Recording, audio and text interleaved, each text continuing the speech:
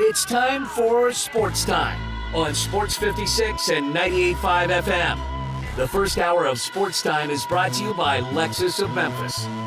Here are your hosts, former Memphis Tiger Gabe Kuhn and Brett Stats Norsworthy.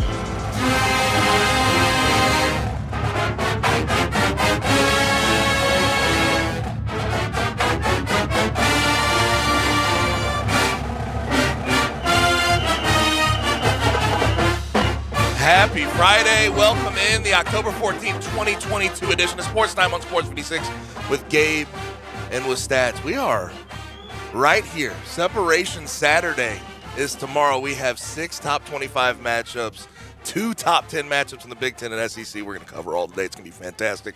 But we're always live from the Family Leisure Studios in Memphis, Tennessee. Family Leisure, where family and fun come together. I am former Memphis Tiger Gabe Kuhn on Twitter at G_Kuhn71. Producing the program is Bryant Dacus. You heard him yesterday with J-Mo.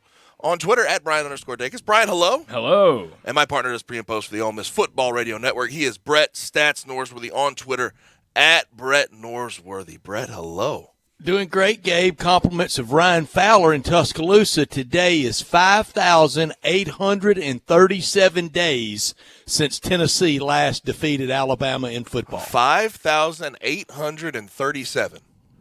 That's a lot of days. That's a long, long time. That's some leap years and regular years. And my gosh.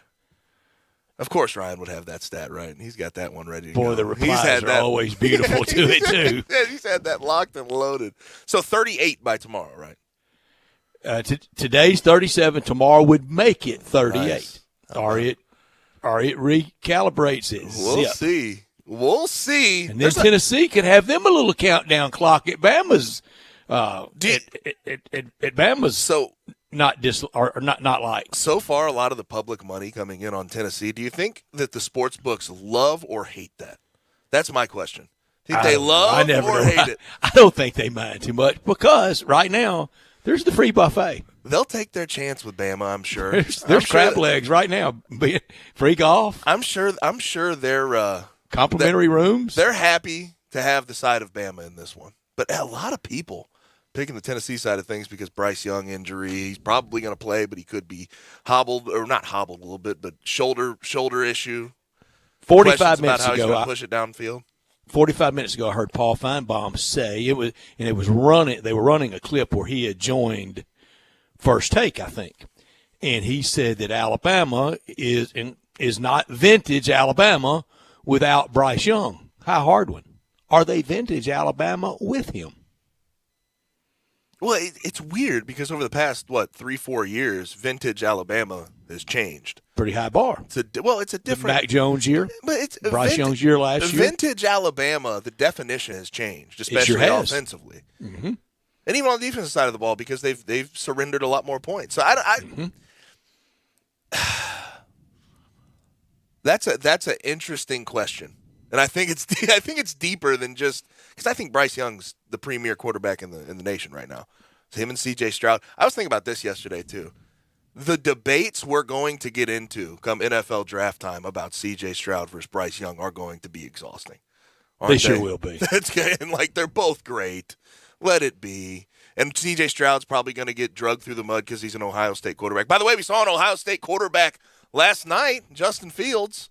That was another hostage tape game for a Thursday night battle. 12-7, Commanders end up winning, and of course. Why don't we just start doing it? Ride the under on Thursday night NFL. So. I guess so. What more do we need to see? But of course, a muff punt had to lead to the game-winning TD, right? Like a disaster, an awful mistake had to lead to the game-winning TD. That was so. I did not recognize the product last night. The play, the uniforms. The two teams, the Commanders. I didn't know what that was. The orange on orange look is not my favorite. I thought it was Ridgeway High. I think the orange on orange is ugly, and they played ugly too, so it matched. But it was a bad look. That looked like AAF. Level of ball was right there. It was right there. That was rough. Awful quarterback play.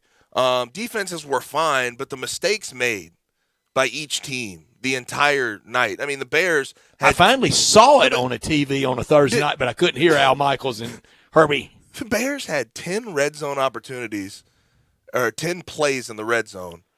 They ended up with 2 turnovers on down and a pick in 10 red zone plays. I mean, come on. Gabe, I'm sorry, I didn't know this. I'm sure both you and Bryant did. I should. But I discovered FanDuel TV last night. Is that right? They do streaming. Yeah, streaming. I saw it on. It was on a smaller TV where I was, and people were locking and loading with their FanDuel accounts during the game, and one guy wanted to go to like the 10th race at Keeneland. Wait, define FanDuel TV. What are we talking about, FanDuel TV? It's a TV channel. Okay. Owned by FanDuel. I thought you were talking about the games that they streamed. It was the racing channel. It was the racing channel. FanDuel bought in. Their plan is to add more betting shows to this run by FanDuel-sponsored people. Yeah. Right. I thought you were talking about the streaming that they do on the apps these days. Old I know guy Hard Rock Mage bought in with the NHL, so they get to stream. And NHL old guy Mage games on said, their app. man, he said, we got out just in the nick of time, didn't we? I said, no kidding. I mean, that you can switch over and bet the 10th at Aqueduct. The only good thing from last night's game, and I mean truly the only good thing, Brian Robinson Jr. getting his first Great TD as a NFL player after getting shot twice 39 days ago.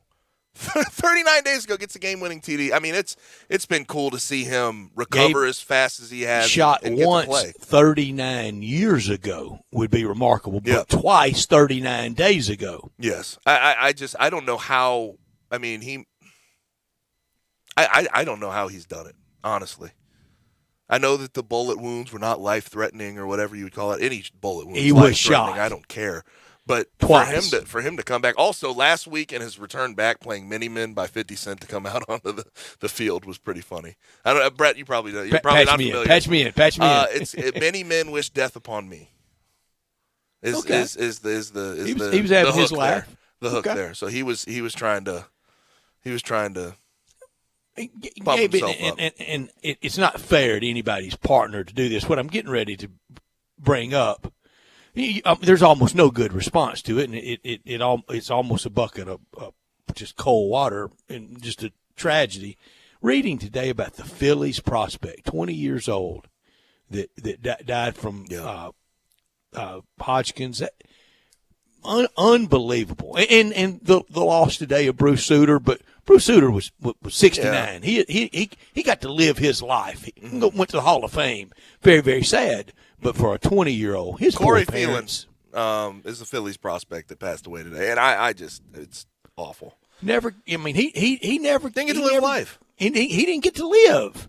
He didn't get a real good chance. And when I saw that story, I immediately thought his poor parents. Yeah, no question. But Bruce Sutter, I know a lot of Cardinal fans, me too, today with that news, and he was instrumental to the '82 World Series, and that was one that, Gabe, it felt like never going to win another one. It had been a long time since 1967, 15 years, and it had been a long time. The 70s had been rough on the Cardinals. Whitey Herzog pulled off all those deals. Bruce Sutter was unhittable as a member of the Chicago Cubs. He wasn't hit very much with the Cardinals, and then he kind of lost it with the Braves.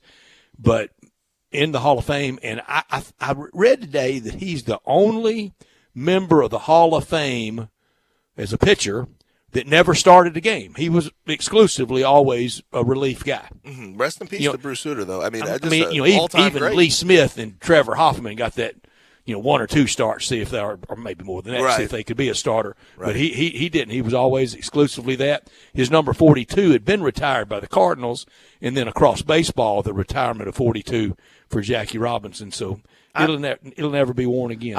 Whenever I think of the guys that sort of split time between closer and starter, John Smoltz did that, didn't he? He did that in a pretty big way.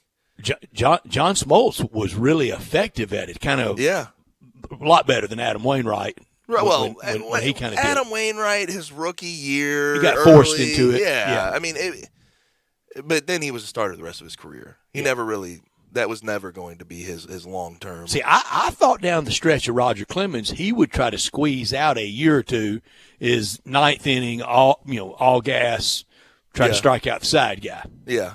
Hey, in the steroid days, it could have worked. Who knows? Maybe he lost. But, once a pitcher, once a starter, you're kind of a starter, right? Did you see after Thursday Night Football last night, Ron Rivera sound off? Did you hear I've him? heard about it. I didn't see. I mean, he threw a BS bomb, a F bomb. Yeah. He's fed up. And listen, we talked about Ron Rivera. And What's he so sore about? I think it was stupid last week what he said about Carson Wentz. I think we hashed that out. I think it was more stupid to apologize. He's mad. He's mad about all the questions he's getting because there was a report about how Daniel Snyder was the one who wanted Carson Wentz and Ron Rivera didn't want him. And they asked him about it in the postgame, and he was not happy with it. He said, I'm about to speak my mind for a second. Spoke his mind. F-bomb followed. He said, all right, I'm getting off the stage. And he walked out of the presser. And I don't blame him. Listen, I don't blame him one bit for being frustrated at this point in the season with where he's at because 2-4, you have a worst franchise in sports. You have a franchise that's not selling tickets, that has an owner who, by the way, that bombshell story, I'll mention that in a second, whose owner is just a goon, a complete goon, who won't sell his team, and apparently is hiring private investigators to investigate other owners, so he won't be forced to sell his team because look out, scared. Jerry Wayne.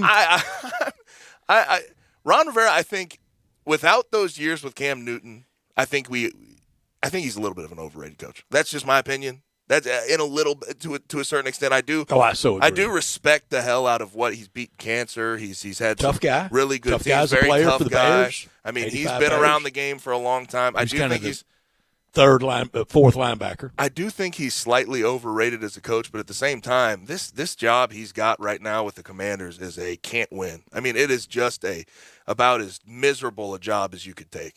It really is, and once one of the proud franchises, and they're trying to build a new stadium.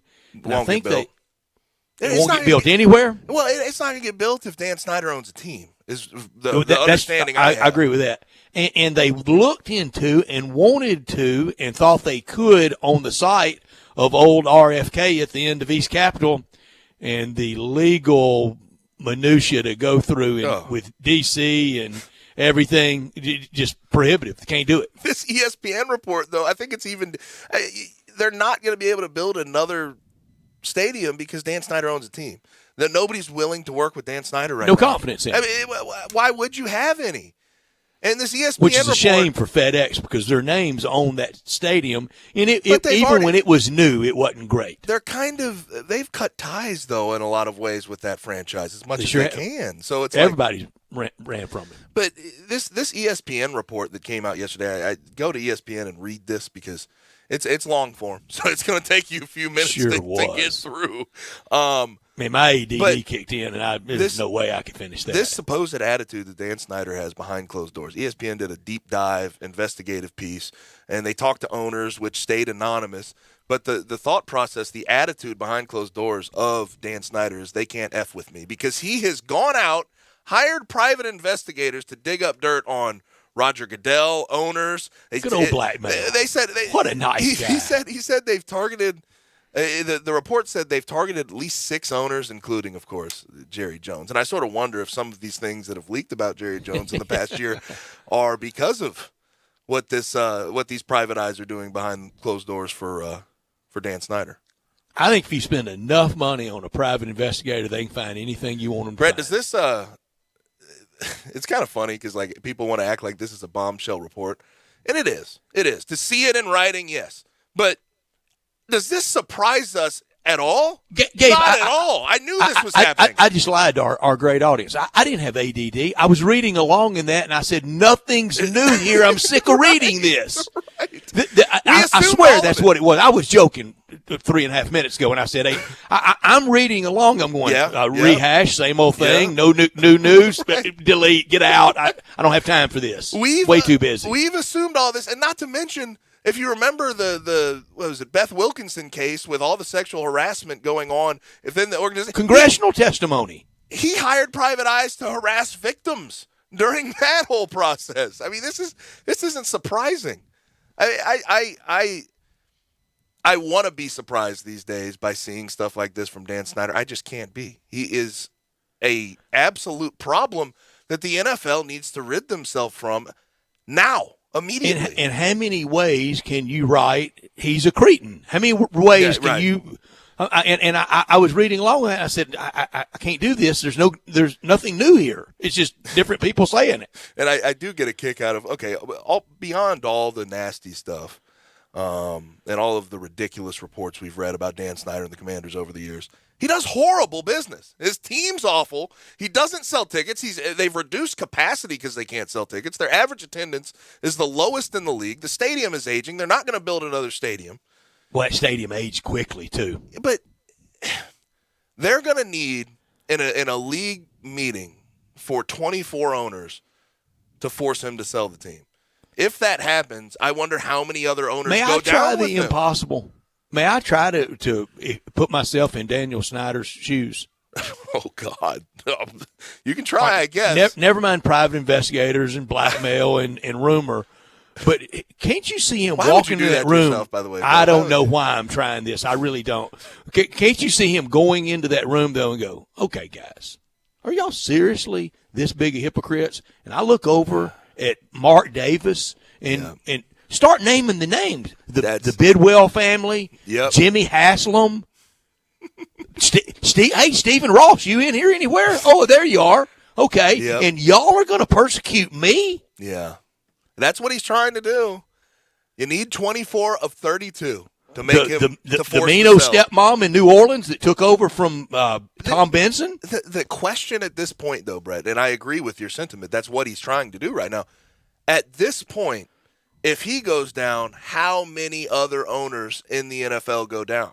They have to wake up Virginia McCaskey and the older owner of the Detroit Lions, the Ford heiress. Mm-hmm. So, I mean, if I'm going, really, this is the prosecutorial body that I'm in front of? A bunch of other ghouls. Yeah. Exactly. Yeah. Y'all are better than me? Really?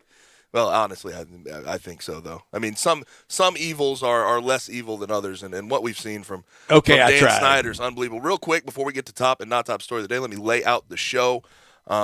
We do have at 3:30, Alan Bell will join us from CBS Sportsline, talk a little bit of wagering. We'll get his college picks, but we will focus on NFL with him. 4 o'clock, Bruce Marshall will join us from the Gold Sheet, and we're going to talk about this college football slate. Separation Saturday is on the horizon. Also at 5 o'clock, as we normally do, Ty Richardson will join us. ESPN Arkansas will talk about the Razorbacks, where they're at right now, 3-3. Very uncomfortable. We'll talk about the SEC with him as well. And then at 5:30, we make our picks. First National Bank and Trust Friday football forecast. You can hit us up. Listener lines 901-360-8255. You can also watch us live and message us on our social, Sports 56 WHBQ, Twitter, YouTube, Facebook, Twitch, and go to our website, sports56whbq.com. This hour of our show brought to you every day by Lexus of Memphis, the one and only Lexus dealership in town at 2600 Ridgeway and online at lexusofmemphis.com. Give them a call for any service inquiry at 901-334-9673. Great offers on all 2022 models and always special leasing options. Drive in luxury and confidence knowing that every new Lexus comes with complimentary first and second maintenance services. Stop by today at Lexus of Memphis at 2600 Ridgeway and put yourself in the driver's seat of the all-new 2022 flagship LS500. You'll be looking and you'll be driving in style. When you purchase a Lexus, you get top-of-the-line engineering and design, and that makes for the luxury driving experience. Experience amazing at Lexus of Memphis. Top story of the day. I love the term Separation Saturday because that's what we're going to see tomorrow. That is exactly what we're going to see tomorrow. Big Ten and SEC are going to be at the forefront, but the games we're looking at outside of that, NC State number 15 at number 18 Syracuse, number 8 Oklahoma State at number 13 TCU. Even have the Mississippi State versus Kentucky, although Kentucky last week losing to South Carolina, two losses in a row, it's looking a little weird for them. Number 7 USC also in the pack versus number 20 Utah, but the Big Ten and SEC, Penn State versus Michigan, Alabama versus Tennessee. We will have a lot of questions answered tomorrow. Teams that win can put themselves in the driver's seat, control their own destiny, do what they need to do, maybe college football playoff aspirations and some upset looks.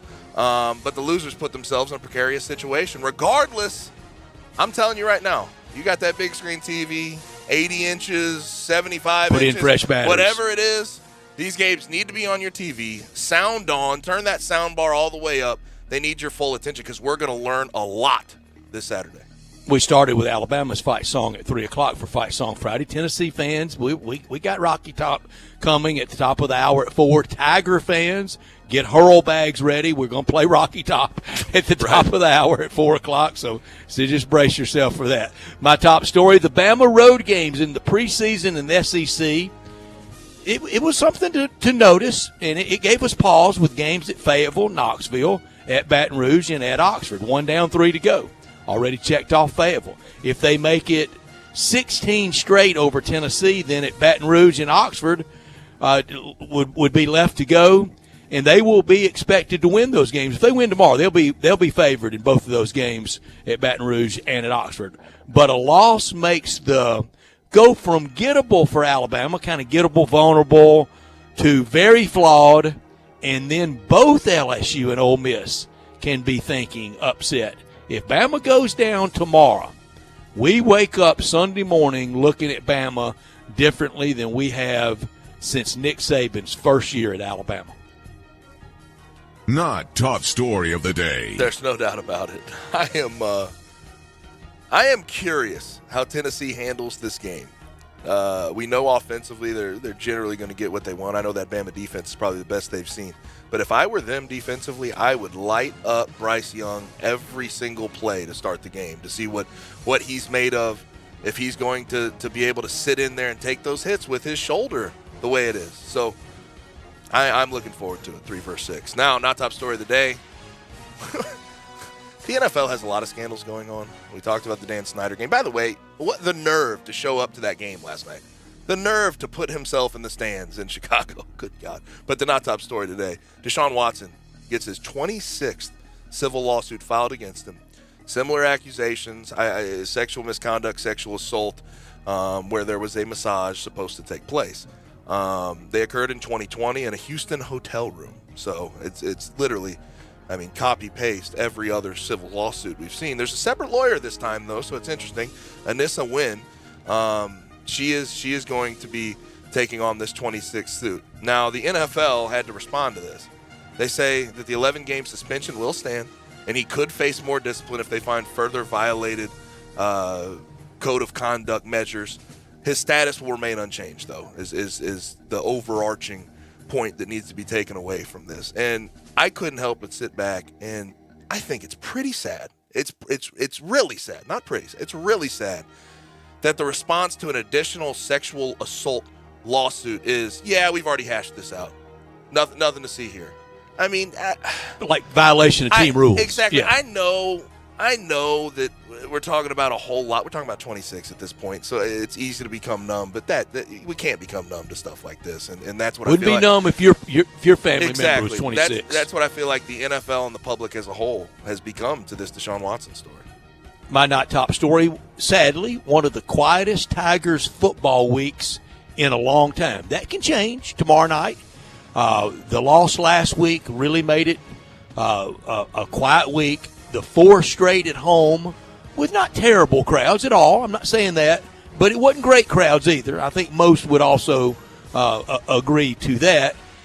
But it largely reflected the buzzless year around Tigers football to date. That can change. A loss tomorrow puts us really in a deep sleep on Tiger football. But a win tomorrow would be the accelerant that this year has not had yet. That would get things fired up, kind of back to being stoked next week, in my opinion. Mm-hmm. And it's ECU's homecoming. So it's going to be a hostile crowd. It's going to be a tough place to play. But it's all about, and I talked about it at the beginning of the week, it's about response. What does this Tiger team do after getting their heart ripped out What definition last week? do you want for yourself? What do you want to do? It's on them, right? So we will see. We'll talk about the keys to them getting a win and what we're going to see from ECU at the bottom of the hour. That'll do it for Top and Not Top Story of the Day. Brett Norsworthy here for FanDuel, and right now is the perfect time to download FanDuel, America's #1 sportsbook. Join today to get started with $150 in free bets. That's a guarantee when you place your first $5 bet. That's free bets back if your first bet doesn't win. Sign up with promo code SPORTS56. A couple things I like for tomorrow. I like Penn State in the straight-up upset over Michigan. Yeah, money line. BYU at home over Arkansas, the under in Memphis, East Carolina, the under in third Saturday in October at Neyland Stadium, and the under in Oxford between Ole Miss and Auburn. FanDuel has all your favorite bets from money line to point spreads, player props, over and unders. Just went through all those. And when you win, you get paid fast. All on an app that's safe, secure, and super easy to use. Don't fumble your chance to get $150 in free bets, win or lose, with promo code SPORTS56. Make every moment more this season with FanDuel, official sportsbook partner of the NFL. Must be 21 or older and present in Tennessee. First online real money wager only. $10 first deposit required. Bonus issued as non-withdrawable free bets that expire 14 days after receipt. Restrictions apply. See terms at sportsbook.fanduel.com. Gambling problem? Call the Tennessee Red Line at 1-800-889-9789. We're off and rolling on a Friday, and you know what we do on Fridays. We give you picks, and we bring on guys that know how to give you picks. Coming up next is Alan Bell from CBS Sportsline. Be sure to follow us at Sports56 WHBQ on Twitter, Facebook, Instagram, and YouTube to watch live video of our shows, stay up to date with station events, and have chances to win prizes. Don't miss out on anything that's going on. Follow us at Sports56 WHBQ. Brian Elder's Roofing Solutions. I'm Brian Elder. It's been a particularly rainy season, and that stain on your ceiling isn't getting any smaller, exposing your family to the possibility of mold. Let me come take a look. 867-0303. Our technicians are Owens Corning Platinum Preferred, so don't let someone tell you that it has to be replaced if all you need is a repair to get several more years of life. 867-0303. Have me on your speed dial for when life's little catastrophes come up. 867-0303. Upgrade your roof to a beautiful Owens Corning Duration Architectural Shingle with a 50-year warranty and an unheard of 25-year labor guarantee. I'll measure your roof from outer space and give you a competitive estimate right over the phone. Buy now and pay nothing till 2022 with approved credit. 867-0303 or BrianElderRoofing.com. Call 867-0303. Brian Elder's Roofing Solutions. Guns & Ammo has a full line of Pro Shot products, a tremendous selection of accessories from belts, holsters, gun cases, specialty boxes, Benchmade knives, and assorted optics. At Guns & Ammo, enjoy selecting all your favorite firearms, from hunting supplies to target shooting to self-defense. Experience the excellence at Guns & Ammo with a friendly, knowledgeable staff and hundreds of guns to choose from. Guns & Ammo, 3615 Summer Avenue, Memphis local, and supporting the NRA and Friends of the NRA. Guns & Ammo, family owned since 1985.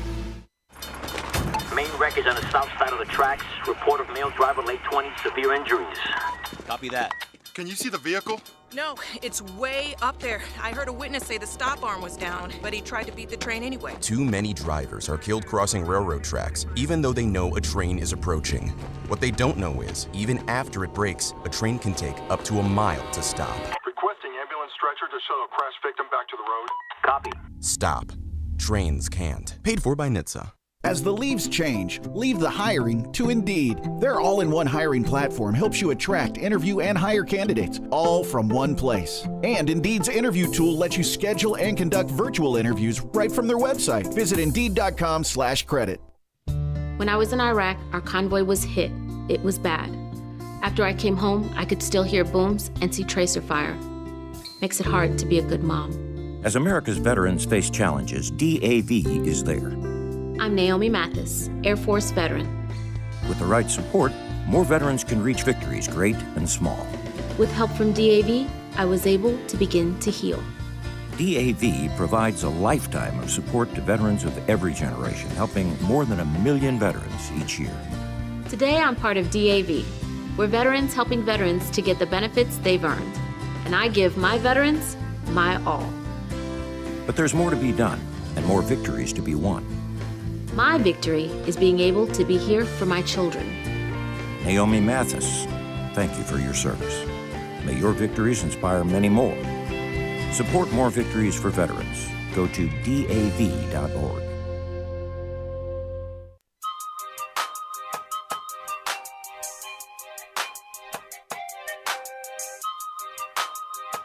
Now, back to Sports Time on Sports 56 and 98.5 FM. This hour is brought to you by Lexus of Memphis. Let me tell you what Melba Toast is packing right here, all right? Here once again are Gabe Kuhn and Brett Norsworthy. Get it? You're listening to Sports Time on Sports 56 with Gabe and Stats. I'm Gabe, he's Stats. We do have a pretty good one going on in the Bronx right now. Got the Yankees and the Guardians tied at 2 in the top of the ninth. There's one out. Now 2 outs, I should say. But looks like the Yankees are going to get a chance in the bottom of the ninth to get this thing across. We know how this get ends. A winner. Well, Aaron Judge. You think so? At some point, he hits the home run to end this. Yeah. We will see. We will see. So far, the clutch gene is in Yordan Alvarez's favor, isn't it? My gosh, he's been unbelievable in this division. 4 strikeouts today for Aaron Judge. Is that right? I think so. 0 for 4, 4 strikeouts. Gabe, don't bring up Alvarez again, please. Sorry. Well, I mean, even a smattering of booze after his 4th strikeout. Brian, respectfully, it's life. Okay? It makes me sad. I know. I hear you. And I also heard you and Jay talking yesterday, and he played you in the first inning. Kyle Tucker hit a bomb, and he thought the Mariners hit a bomb. So tell me about it. I heard you get played live on the air. It's always the worst way to get played. Let's go ahead and bring in Alan Bell at Alan Bell 247 on Twitter from CBS Sports. I don't have him on my screen. Y'all help me bring up Alan. Alan, I got you. How's it going? Hey, what's up, guys? Look, let me say this. Yankees. Hey, can you hear me? Yeah, of course. Yes. Okay, all right. Let me say, Yankees fans, they should be booing that bum Aaron Judge. What's he ever done up there? Did you hear what Bob Costas said about it? He really admonished the Yankees crowd. He should have. Okay, well, I was going to say I thought Bob Costas made a way to make it about himself because he does a great job of doing that. Well, of course he did. Okay.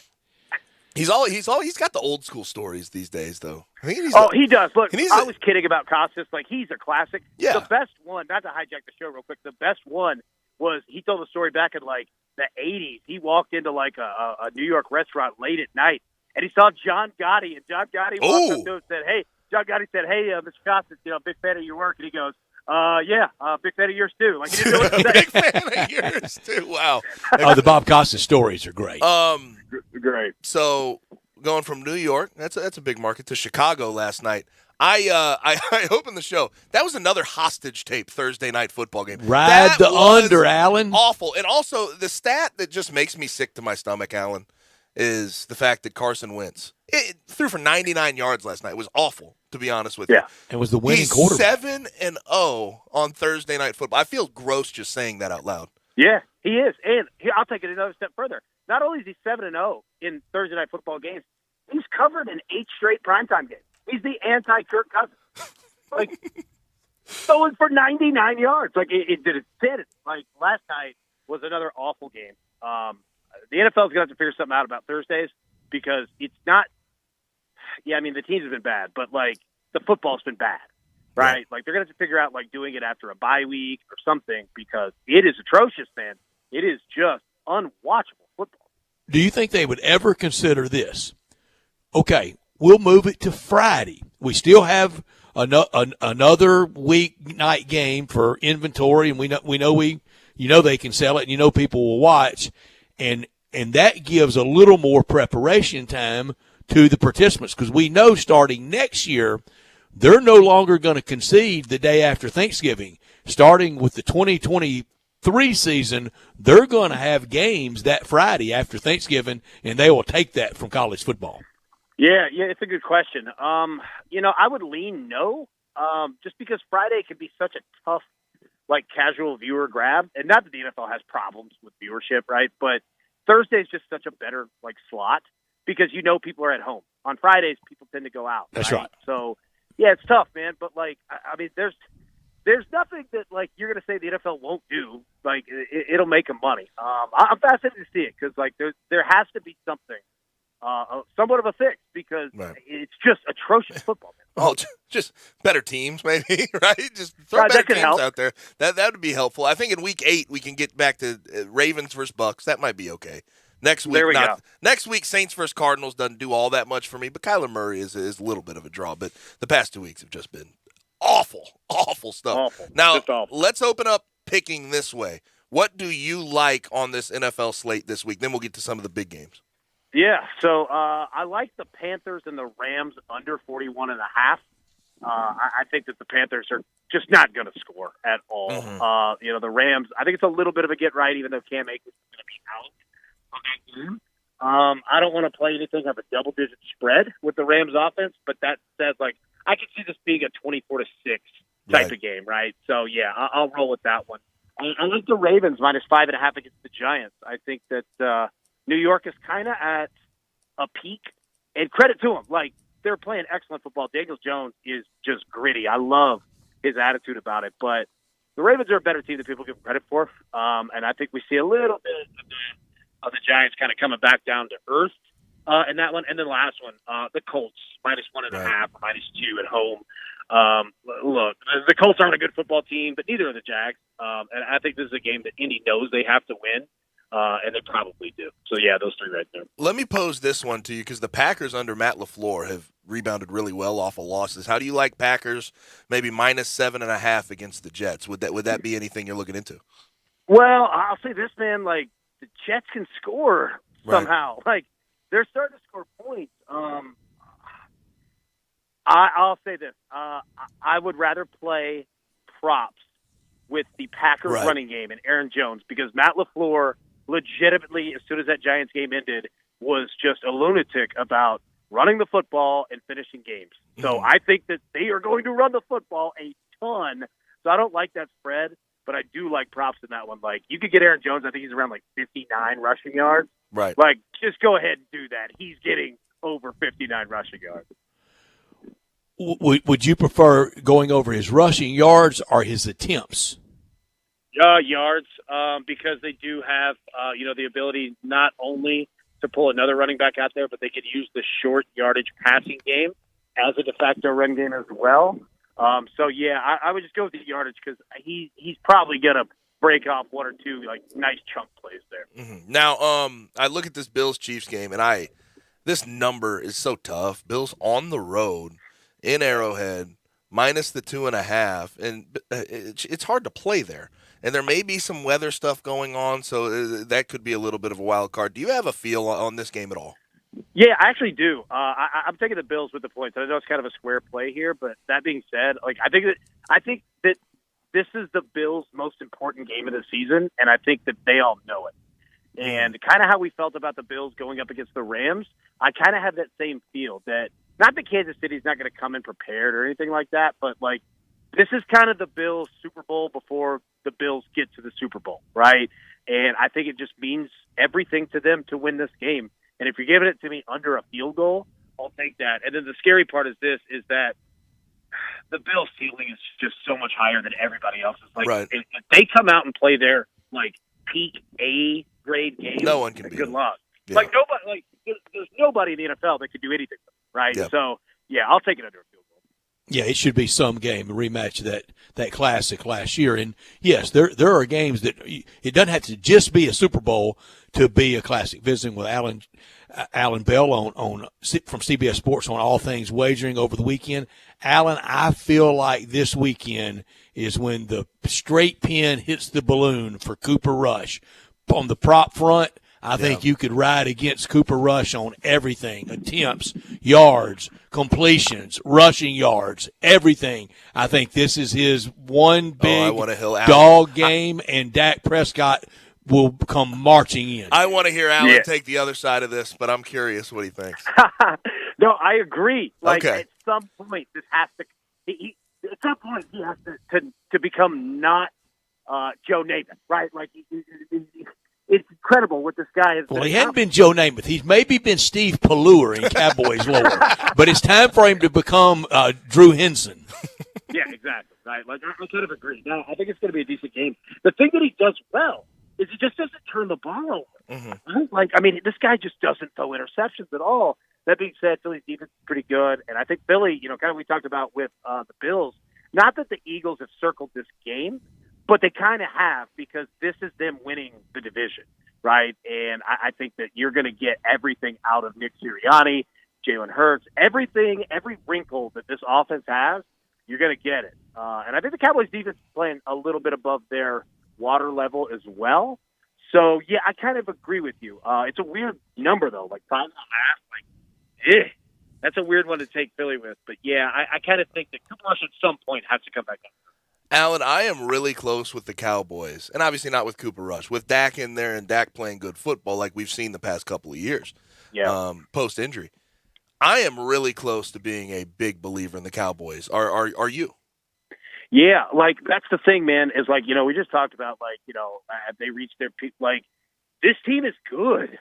Like, they are really, really good, man, because they play great defense. Their defensive front can get after you. They can ball hawk in the secondary. They can run the football. Yep. Like, not only with Tony Pollard, he is such a stud playmaker. And Ezekiel Elliott's pass pro is phenomenal. Like, he has got to get credit for that. The best. He sets up. Oh, man, it's unbelievable, man. Like, he brick sets wall on so blitz much. pickup. Yeah, dude. Like, he does it, man. And, like, think, like, Derrick Henry comes out on third downs because he's such a liability with it. Like, that is an effort job right there, and he's doing it, man. So I'm with you, dude. Like, this Cowboys team, they've got it all. Like, they could really be good, man. Mm-hmm. Now we're talking with Alan Bell at Alan Bell 247 for CBS Sportsline. Now on to the college football slate, one that I know you're going to be watching closely, that you have probably gone back and forth on. Tennessee at home versus Bama. Bama's 7.5-point favorites. Bryce Young has a little shoulder situation, and he's questionable. I would imagine he's going to be in there. Do you think Tennessee has a chance to win this ballgame? I absolutely do. I think Tennessee has a chance to win against anybody, honestly. Now, a lot of things have to go their way. And if you're going to watch the Tennessee LSU game, like, that's kind of what the blueprint looks like. All right, Tennessee gets up early, and they just keep pouring it on. And I don't care who you are. Like, if Tennessee does that, good luck, man. Because they got a pretty decent run defense, too, right? Yeah. Now, that being said, I think the best bet in this game is either one of two things. Either take Tennessee +3 in the first quarter, all right, or take the first quarter over 14. Because if Tennessee doesn't cover +3, that means Bama scored 17 points. But we've heard coaches from Billy Napier to Brian Kelly and now Nick Saban all say the same thing. Their game plan is to keep the ball away from Tennessee's offense. They've all three said it. They've all three kind of tried to do it, all right? So I think the first quarter is going to be pretty slow, right? Bama might just try to keep them out of it and try to get out 3-0, right? So I kind of like that bet. But here's the thing. If Bryce Young is not starting, or he starts, doesn't look good, or gets hurt, Tennessee could rout Alabama, and I'm not stumbling over my words, right? Like, this Bama team is completely different without Bryce Young. And I talk about Hendon Hooker with Tennessee. You take Hendon Hooker out of that offense, it is a completely different team. So I'm not calling for it. I'd say bet Bama, like, historicals and everything's with you on that. But if you're betting Tennessee to cover, you might want to sprinkle some of that money line, because it could get weird, man. It could get weird in a hurry. I've seen a lot of public money come in on Tennessee, and a lot of sort of the people who talk about these things are saying play Tennessee plus the 7.5. Do you think? I asked Brett this. I'm curious what you think. Do you think that Vegas likes that or despises that? The fact that they're getting so much money on Tennessee. Yeah, I think that they do, because they're already going to get a ton of money on Alabama, because the public as a whole loves to bet, like, big name brand favorites. So them getting Tennessee money too is going to give them kind of a, an equal stance here. Not to mention you're sitting, 7.5. Like, that's a beautiful number for them too. So yeah, I think that they do like it. I'm just so fascinated to see this game, because it can go so many different ways. Like, Bama could blow Tennessee out. This game could be over in the first quarter, right? Or we could see chaos on the other side. Like, I am so fascinated to watch. Mm-hmm. It needs to be Moneyline Tennessee's plus 250. How about that? It needs to be on the big screen though, with the sound bar turned all the way up. That's what this game needs to be. But Alan, always appreciate it, man. You have a good weekend. Good luck, Alan. You guys too, man. I appreciate it, guys. Thank you, man. Thank you. Alan Bell at Alan Bell 247 from CBS Sportsline. Go follow all of his work at CBS Sportsline and follow him. I always tell you to follow him. He gives out nuggets every single day, every single game going on. Whether it's hockey, Major League Baseball, college football, he will have you covered. Follow him at Alan Bell 247 on Twitter. Now, attention sports fans, your favorite sportsbook, BetUS.com, is back For their 28th year of NFL action with the industry's biggest sign-up bonus of 200%, BetUS offers their members the opportunity to cash in on all your favorite leagues, including the NFL, NBA, MLB, and more. They've also got hundreds of new casino games, including their coolest European slots, and their live dealers are waiting for you at the tables. You need a sportsbook with integrity and longevity, and you need to know that you're going to get paid. You need a sportsbook that offers everything, including live betting, MMA, golf, horses, esports, and all kinds of crazy bets. Call today, 1-800-79-BET-US. That's 1-800-79-BET-US, and they will walk you through setting up an account. Nobody in the industry gives better bonuses than BetUS. Join now. Mention promo code Sports56Radio. Again, that's promo code Sports56Radio, and you can get up to 200% in bonuses on your first deposit. Nobody beats that. Head to BetUS.com and join today. That's BetUS, where the game begins. Now we have to go ahead and get to our bottom of the hour break, and when we come back, we talk about the Tigers versus ECU. What needs to be done to get a win in a game where the Tigers are 5-point dogs on the road? They lost this game last year in overtime, went for 2, were not able to get it, lost by 1. So we will give you the keys to the game on the other side right here on Sports Time with Gabe and Stats. Add a little fun to your lunch break. Join Johnny Radio for Sports 56 Happy Hour from 11 to 1 every weekday on Sports 56 and 98.5 FM. DeSoto Auto Sales specializes in late model cars with low mileage. They have the highest standards in the car industry. All of their cars are test-driven, checked out from head to toe, unlimited inventory, every make and model. And if it's not on the lot, they'll find it for you. Walk in the door of DeSoto Auto Sales, 5704 Goodman Road. Within 45 minutes, you can test your car, get credit approval, and finish paperwork within an hour. No shortcuts at DeSoto Auto Sales. Kind, courteous employees, a down-home environment. DeSoto Auto Sales cares about your time. Lowest prices in a 350-mile radius. We're living in a world today where time does matter. Visit them online. Check out their referrals. DeSotoAutosales.com. Very proud to serve DeSoto County and other surrounding areas. DeSoto Auto Sales, 5704 Goodman Road. Call 662-890-7184. 662-890-7184. Come on down to DeSoto Auto Sales. Hi, this is Jimmy Stovall with Corky's Barbecue. We have been serving up our legendary barbecue for more than 38 years right here in Memphis. Whether you're dining in, picking up in our drive-thru, or serving our famous barbecue at your party, Corky's makes it so easy for you with our party pack starting at only $7.49 per person. And you know you never have to worry about running out of food with Corky's. Encore flavor, Corky's Barbecue. So what if summer's coming to a close? It'll be back, and you'll be ready with a new spa. Why's that? Because the world's biggest spa sale is happening right now at Family Leisure. Right now, through October the 2nd, you will get the best ever prices on spas.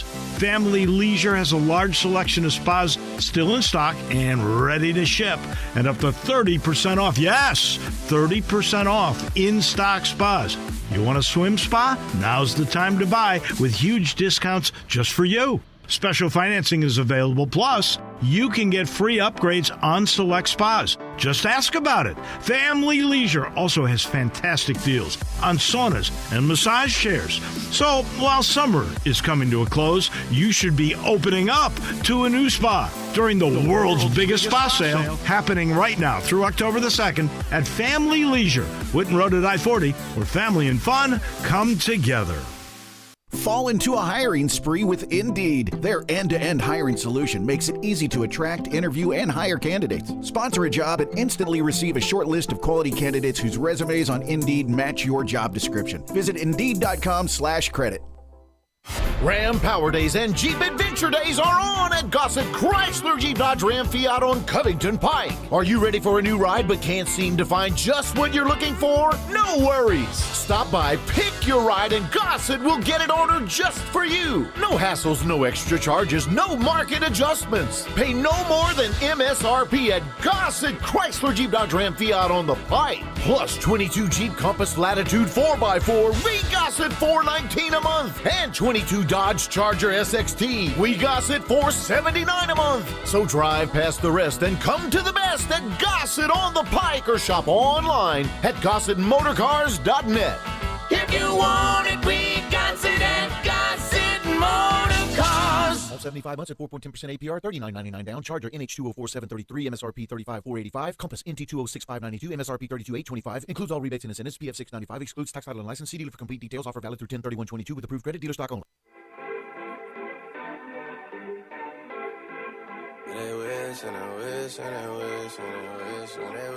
Now, back to Sports Time on Sports 56 and 98.5 FM.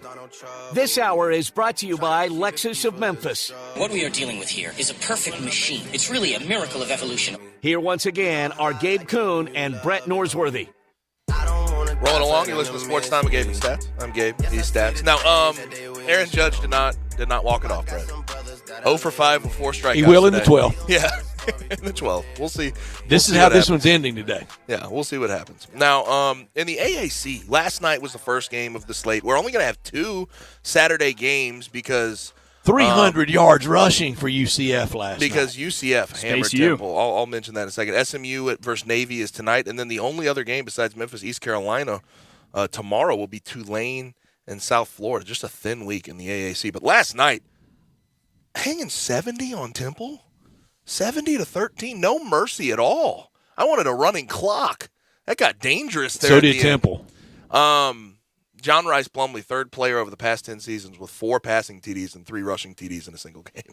304 to be exact rushing yards for UCF, and they come to Simmons Bank Liberty Stadium in a few weeks, and we'll see where the Tigers are by that point, because I think not just because we're looking at through the Memphis prism, but also the thin schedule tomorrow. The game tomorrow in the AAC is at East Carolina at Dowdy-Ficklen. I don't like to do the whole team math and looking, okay, well, if you have a common opponent and they beat them by more, it makes you look bad. But last night, seeing UCF hang 70 on that offense, and the Tigers only had 0 points, scored 24 in the second half, had 0 points at halftime against that Temple defense.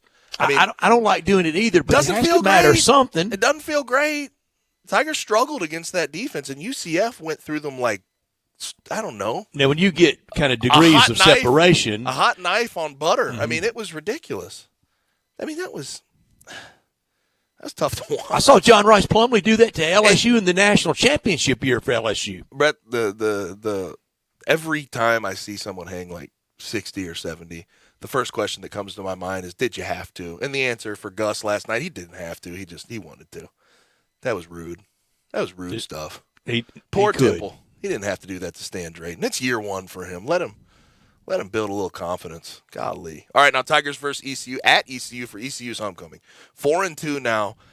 2 games on the road. They're going to have ECU and Tulane in a row. Tigers have to respond. Now, I think it starts in a lot of ways on Saturday. You have to hold down Holton Ahlers. You have to make sure he does not beat you. And also what you've done, I think, if you're a Tiger fan, if you're the Tiger secondary, you've done a good job of getting takeaways. Holton Ahlers is 0-3 this year when he throws an interception. That ECU team is 0-3 when he throws an interception. Go get an interception. Go get a takeaway. He'll get stats. He'll spread the ball around. Just make him work for it, and I think that will help. Now, make him beat you playing quarterback. Don't let him beat you with his legs. Make him beat you from the pocket. There's something that's going to be the interesting part of the secondary is the status of Quindell Johnson's up in the air. Obviously, their best player, NFL draft type prospect, 9 interceptions since he's been on campus. That's going to be huge. That's going to be a massive in or out situation here for the Tigers. But the ECU has 2 big-bodied wide receivers. Isaiah Winstead is caught for about 500 yards. He's 6'2". C.J. Johnson, 6'4". Tiger pass defense has struggled, but they've been opportunistic. They need to do that again. Also, this sort of goes without saying, you have to do the same thing you've done against the run. On the other side, for ECU, they have a running back in Keaton Mitchell who's been up and down, hurt a little bit this year, has had to miss games. He runs about a 4.3. He's 3rd nationally with 7.73 yards per carry. So you have to make sure you do the same things against the run that you've done the rest of the year. Quick poll. Are y'all scared of this game, Bryant? Yes. I think Gabe? So, just because of where it falls. I'm terrified with how last week ended. I'm afraid the old beat you twice things at play. It is. Roadie Saturday night. I'm terrified. I think we'll know pretty pretty soon. Offensively, too, this team, this Tigers team, is going to have to keep Seth Hennigan upright. We saw the game ended on a sack last week. Confident early. And this ECU team, as much as they struggled against Tulane last week, they sacked Michael Pratt 5 times. And Michael Pratt can move. Michael Pratt can get out of the pocket. And has a good line. This is going to be really tough. This is going to be a challenge for this offensive line to get going. And also, I think the Tigers need to be explosive, right? They need to get these longer, get back to that, right? We've been missing that all year. Some energy. Besides the run that Jay Ducker had against Mississippi State when the game was relatively out of hand, besides the deep ball to Joe Skates at Navy, they haven't had, in the Gabe Rogers play last week on the trick play, they haven't been very explosive. And you don't want to get into a situation where you're just getting first down after first down, because this ECU defense is great in the red zone. They're awesome in the red zone. They're 8th in the country in red zone defense. You have to get some big chunk plays, put the ball in the end zone that way. I think that is something they need to get back to this week and make a concerted effort to do so. Now, listen, headed to the weekend. Know a lot of people like to get a good meal Saturday, Sunday. Take their honey out to eat. Do that. If you know me, I'll never steer you wrong when it comes to a good meal. That will not change. That's why I'm steering you in the direction of 117 Prime. It sits on 117 Union Avenue. And it is a prime example, no pun intended, of what an American steakhouse should be. Absolutely perfect steaks, cooked to your liking, over hickory wood for the best flavor in town. Pair one of those steaks with a glass of wine from their award-winning wine list. They have everything up and down. They've won awards because of it. Also, don't miss out on the seafood, oysters, clams, shrimp, lobster, you name it, they have it on top of that. Cocktails, desserts, some of the best in town. Opens at 4 p.m. every day, and they'd love to have you by. To make reservations, 2 ways to do it. 117prime.com, again, 117prime.com, or call this number. I'll repeat it, 901-433-9851. Again, that's 901-433-9851 for 117 Prime. That'll do it for hour number 1. Hour number 2 is on the way. We'll break down some of college football, Week 7 matchups on Separation Saturday. We have some MLB divisional series updates to give you. Not the Indians, I shouldn't say that. Wow. The Guardians. It's tough. It's tough when you get a name switch. Tough. But the Guardians up 3-2 now in the top of the 10th in that one. And that series, of course, is 1-0. Yankees had to delay this. They played it today. So we'll give you an update on these games and what we saw at the bottom of the hour. But coming up next, we bring on our guy from the Gold Sheet to give you more picks, Bruce Marshall.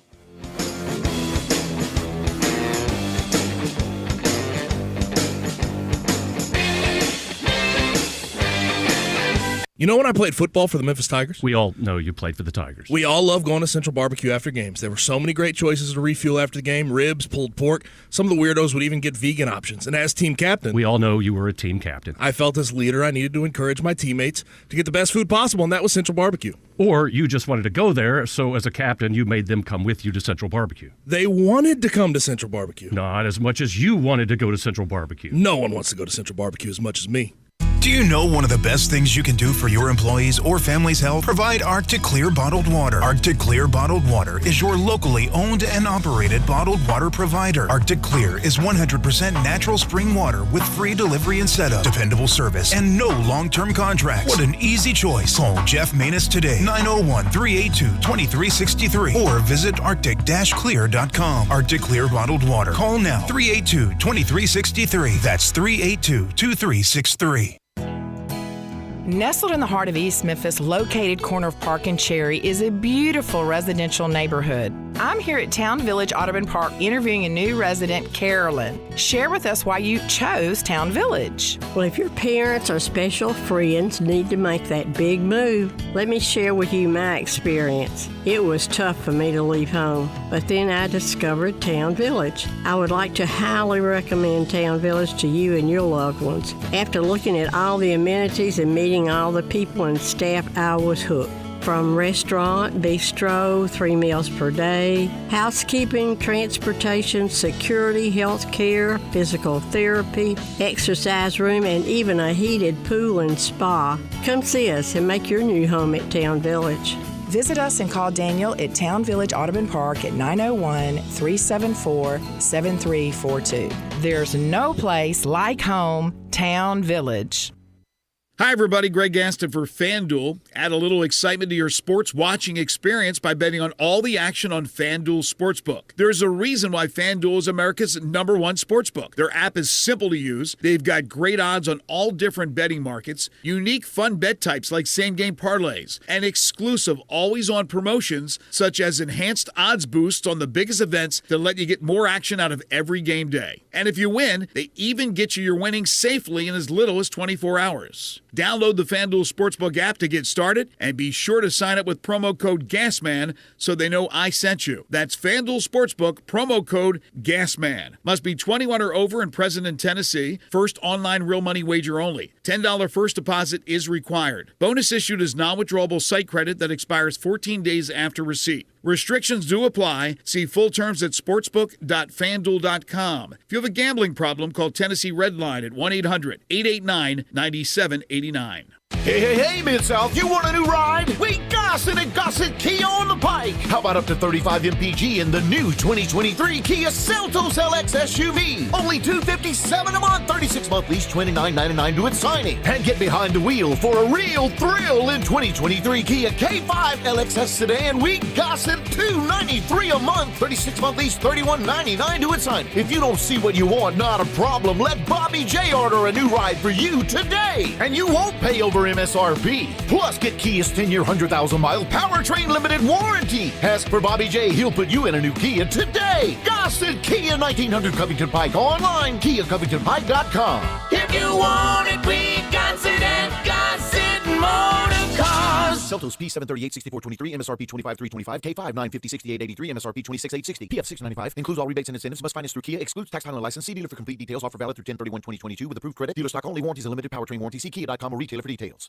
We are Sports 56, WHBQ Memphis, and W253DF Memphis. Flynn Broadcasting Stations.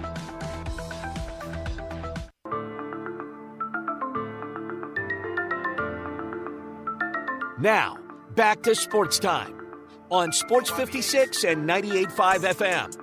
This hour is brought to you by the Big Green Egg. How do you want that cooked? Burnt to a crisp or bloody as hell? Here once again are Gabe Kuhn and Brett Norsworthy. Second hour is here. Sports Time on Sports 56. Whoa. Where's Rocky Top? With Gabe and Stats. It was a late veto, Brett. I vetoed it. No. That's our game. We have to play it. No. Okay. You win it. Okay. I hear you. Well, we'll get it. Here we go. Come on, Brian. I tried to veto. There we go. You got to respect the veto. I mean, come on. I tried to veto. I tried to veto for my Tigers. No, that's on me. I forgot about it. I'll be honest. I forgot about it. For my Tiger fans out there, I tried for you. It's postseason baseball. My mind was not on Rock Top. That's on me. You know what we ought to do? So we're going to have the matchup at 3 and 4 o'clock. We need to throw it open in the first hour. What do people want in the 5 o'clock hour from a national game? Oh, yeah. That's good. I like that. Yeah. Well, we got Michigan loaded so far, but we'll take it right now. Submissions for 5 o'clock. Michigan fight song's pretty good. I like the best. Song. That's a good fight song. Really good Have y'all seen that hit from like the 97 game in front of the Penn State bench that Michigan laid on their tight end that's making its way? I mean, you wouldn't get just ejected now. There may be charges. You would never be expelled, never to play again these days. I don't remember it at all, and it's one of the bigger hits you'll ever see. Well, let's take Bruce Marshall off of hold. We have him waiting for us from the Gold Sheet. We talk to him every single Friday at 4 o'clock. Bruce, how are you? Hey, pretty good, guys. So we just got done talking a little bit of Memphis Tiger football, and we talked about the game last week, and you said you liked the Tigers in that situation. We ended up liking the Tigers in that situation.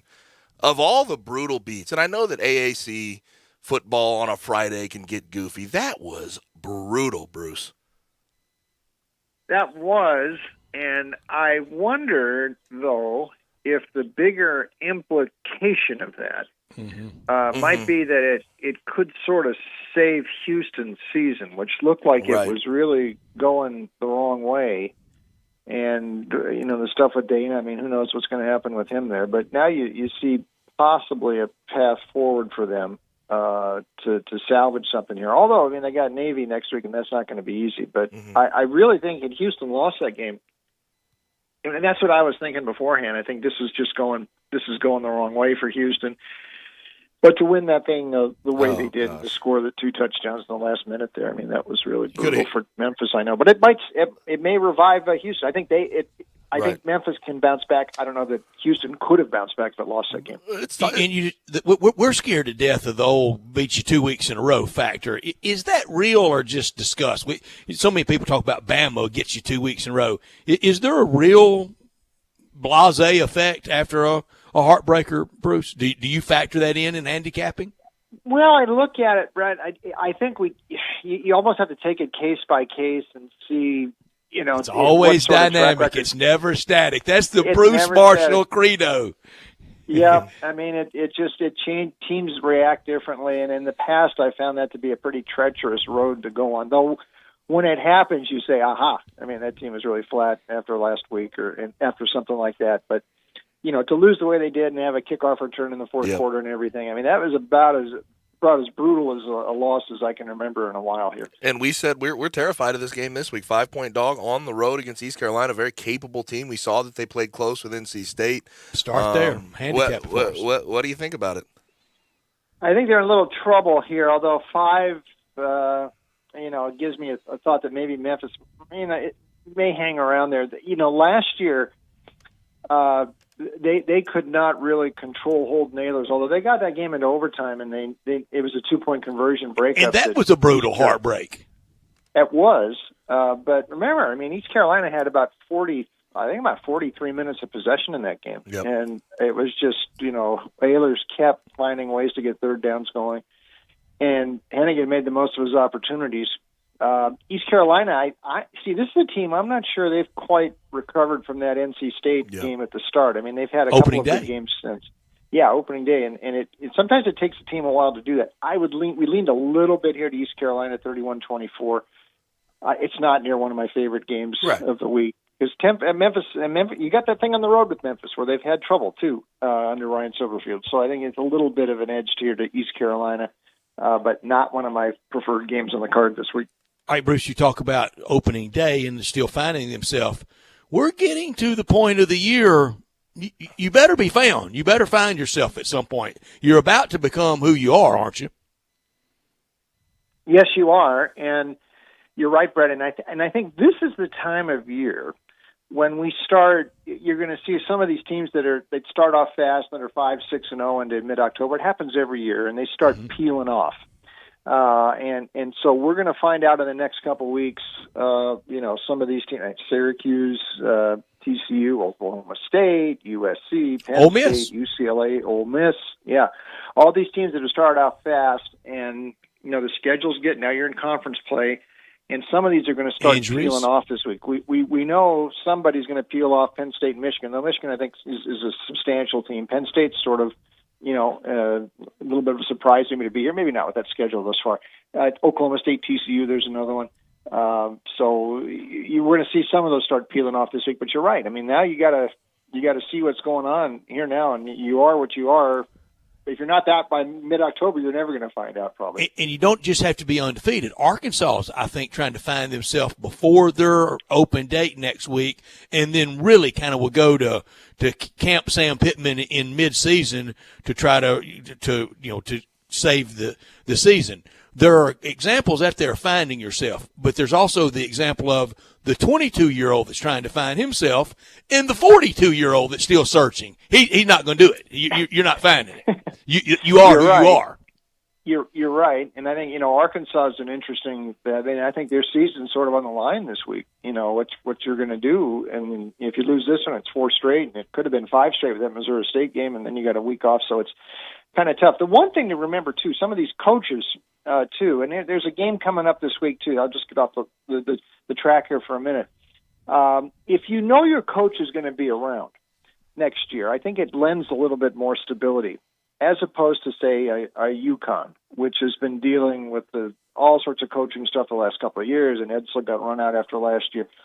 it's a different situation for them now with Mora because they know he's going to be around for a while. They're playing much better, and I think that sort of helps the team. So keep an eye on the coaching thing, too, because a lot of these things start going pear-shaped right about now for some of these teams. But some of the schools where you know a guy's going to be around next year, I wouldn't be surprised to see them, show some stability here the second half of the season. UConn might be one of those, and there's probably several other examples like that as well. Speaking of coaching, when is Auburn just going to offload Brian Harsin and just cut this off? This open date does not set up well for him. And I would say now they don't have players meetings. They haven't had pressers all week. I mean, this is just getting to be a disaster. Yeah, I mean, it's like it won't even be a surprise. It's like a fait accompli now. Right. We're just sort of knowing, if it's going to come, and we're just sort of waiting and waiting. I mean, some people think it's already sort of unofficially been done anyway. But they, I think they're, like Brett said, after this week, there's a bye. There has been maybe a little vacuum there with the AD getting dismissed a little bit a while ago too. So maybe they're just trying to get the administrative house in order too. Maybe they want a new AD in there to pick the new coach. That's possible as well. That's usually a good thing. But I mean, there's somewhat different moving parts there. But you're right. I mean, you get the feeling that this is just one of these things it's not gonna be a surprise whenever it happens. I can't remember a drawn out. I mean, this is he's been on the hot seat longer than Generalissimo Francisco Franco was dying back in 1975. So. Bruce, I'm going to try to top you on good one-liners. I think I would rather try to catch flaming knives while running, chasing the Bulls in Pamplona than bet baseball overs in the postseason. Yeah, although, here, the Cleveland and the Yankees here, you could see this thing could actually get over now, even though it's been under into the extra innings, and now Cleveland's up 4-2. If the Yankees score one, it gets over. But I know what you mean. It can be tough, especially in these Cleveland games. I don't know when they're going to play an over game. But I think this is pretty interesting, if Cleveland can get this thing even. And it looks like they got a shot with Clase on the mound in the 10th inning now. You're right, lower scoring, and that's just right up Cleveland's alley. They seem very comfortable in those sorts of games. Bruce, you've been to Spain quite a number of times in your life. Have you ever witnessed or run with the Bulls? No, and neither will I, and I will never do it either. I don't know how I want to go, but immolation by a toro is not how I want it to be. No, it's not me. My wife does not have family in Pamplona. She's got a lot in Spain, but I don't have any people in Pamplona, and I'm going to avoid that if I can. So, and I am so ignorant to the geography of Spain. I don't know where one town is from another one. Isn't it? That is ignorant, isn't it? Well, no, it's not. It's it's unknowing. It's the literal definition of ignorant. Yeah, it's all right. It's okay. Pamplona's up more in the north, so it's gotcha. Up there in the north. So, but I have not been there, and I don't think I'm going to be there for the bull running either. Right. I'll just watch. Last Spain question: What side of the road do they drive on? The right side. Okay, on the right side. There you go. I didn't know that.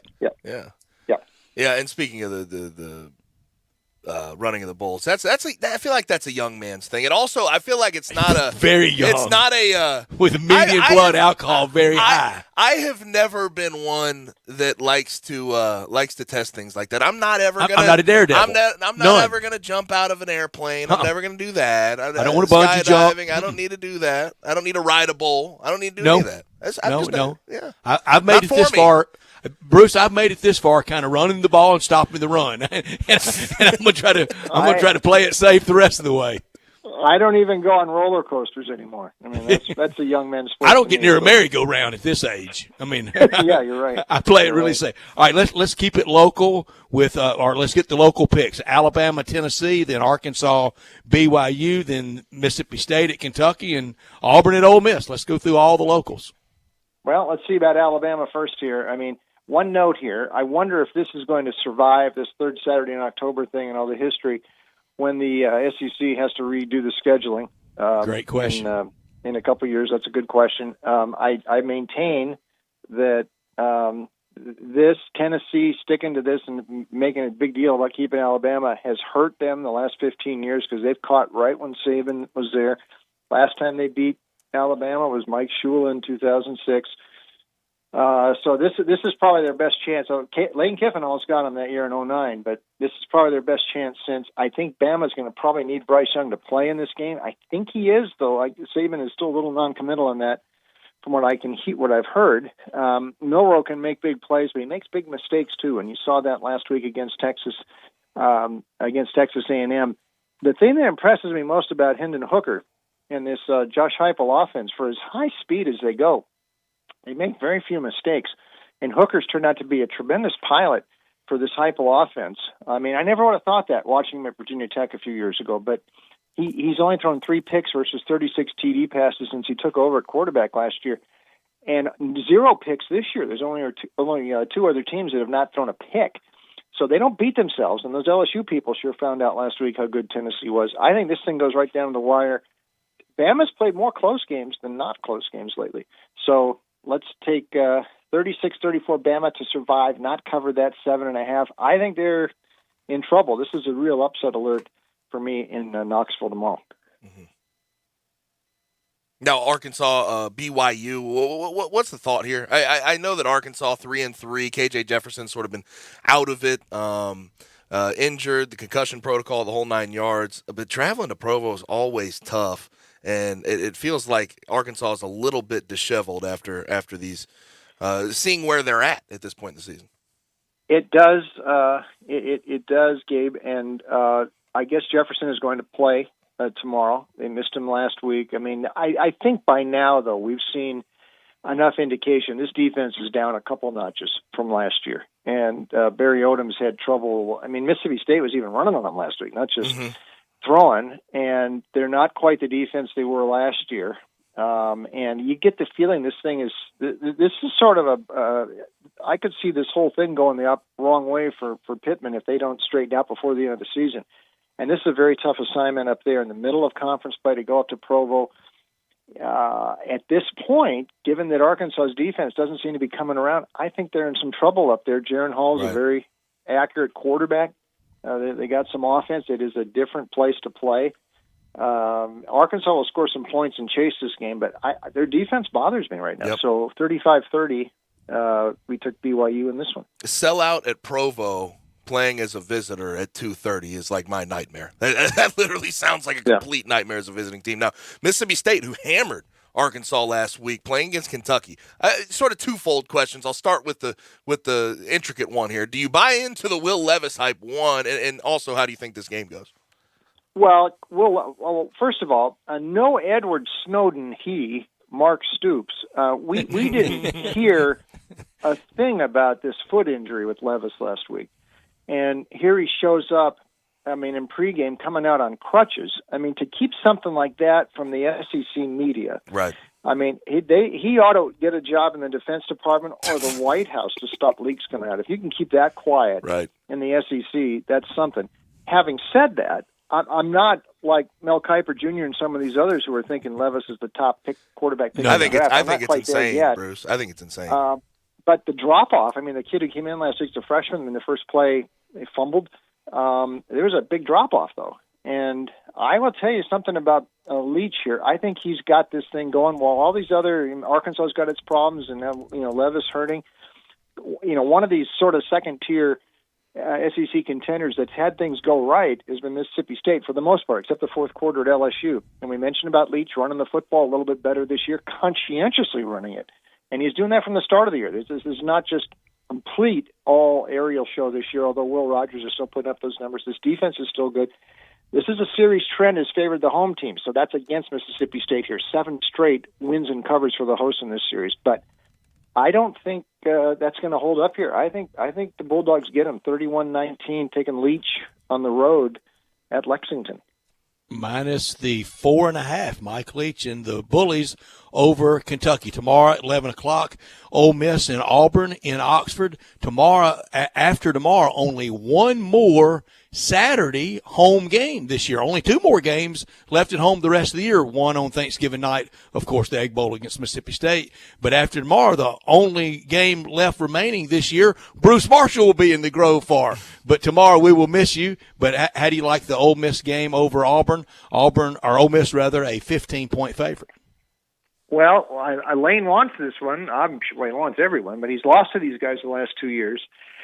And that was sort of the last real breath of life we saw from Auburn last year when they won that game at home 31-20. And they also upset Ole Miss the year before at Vaught Hemingway in the COVID year.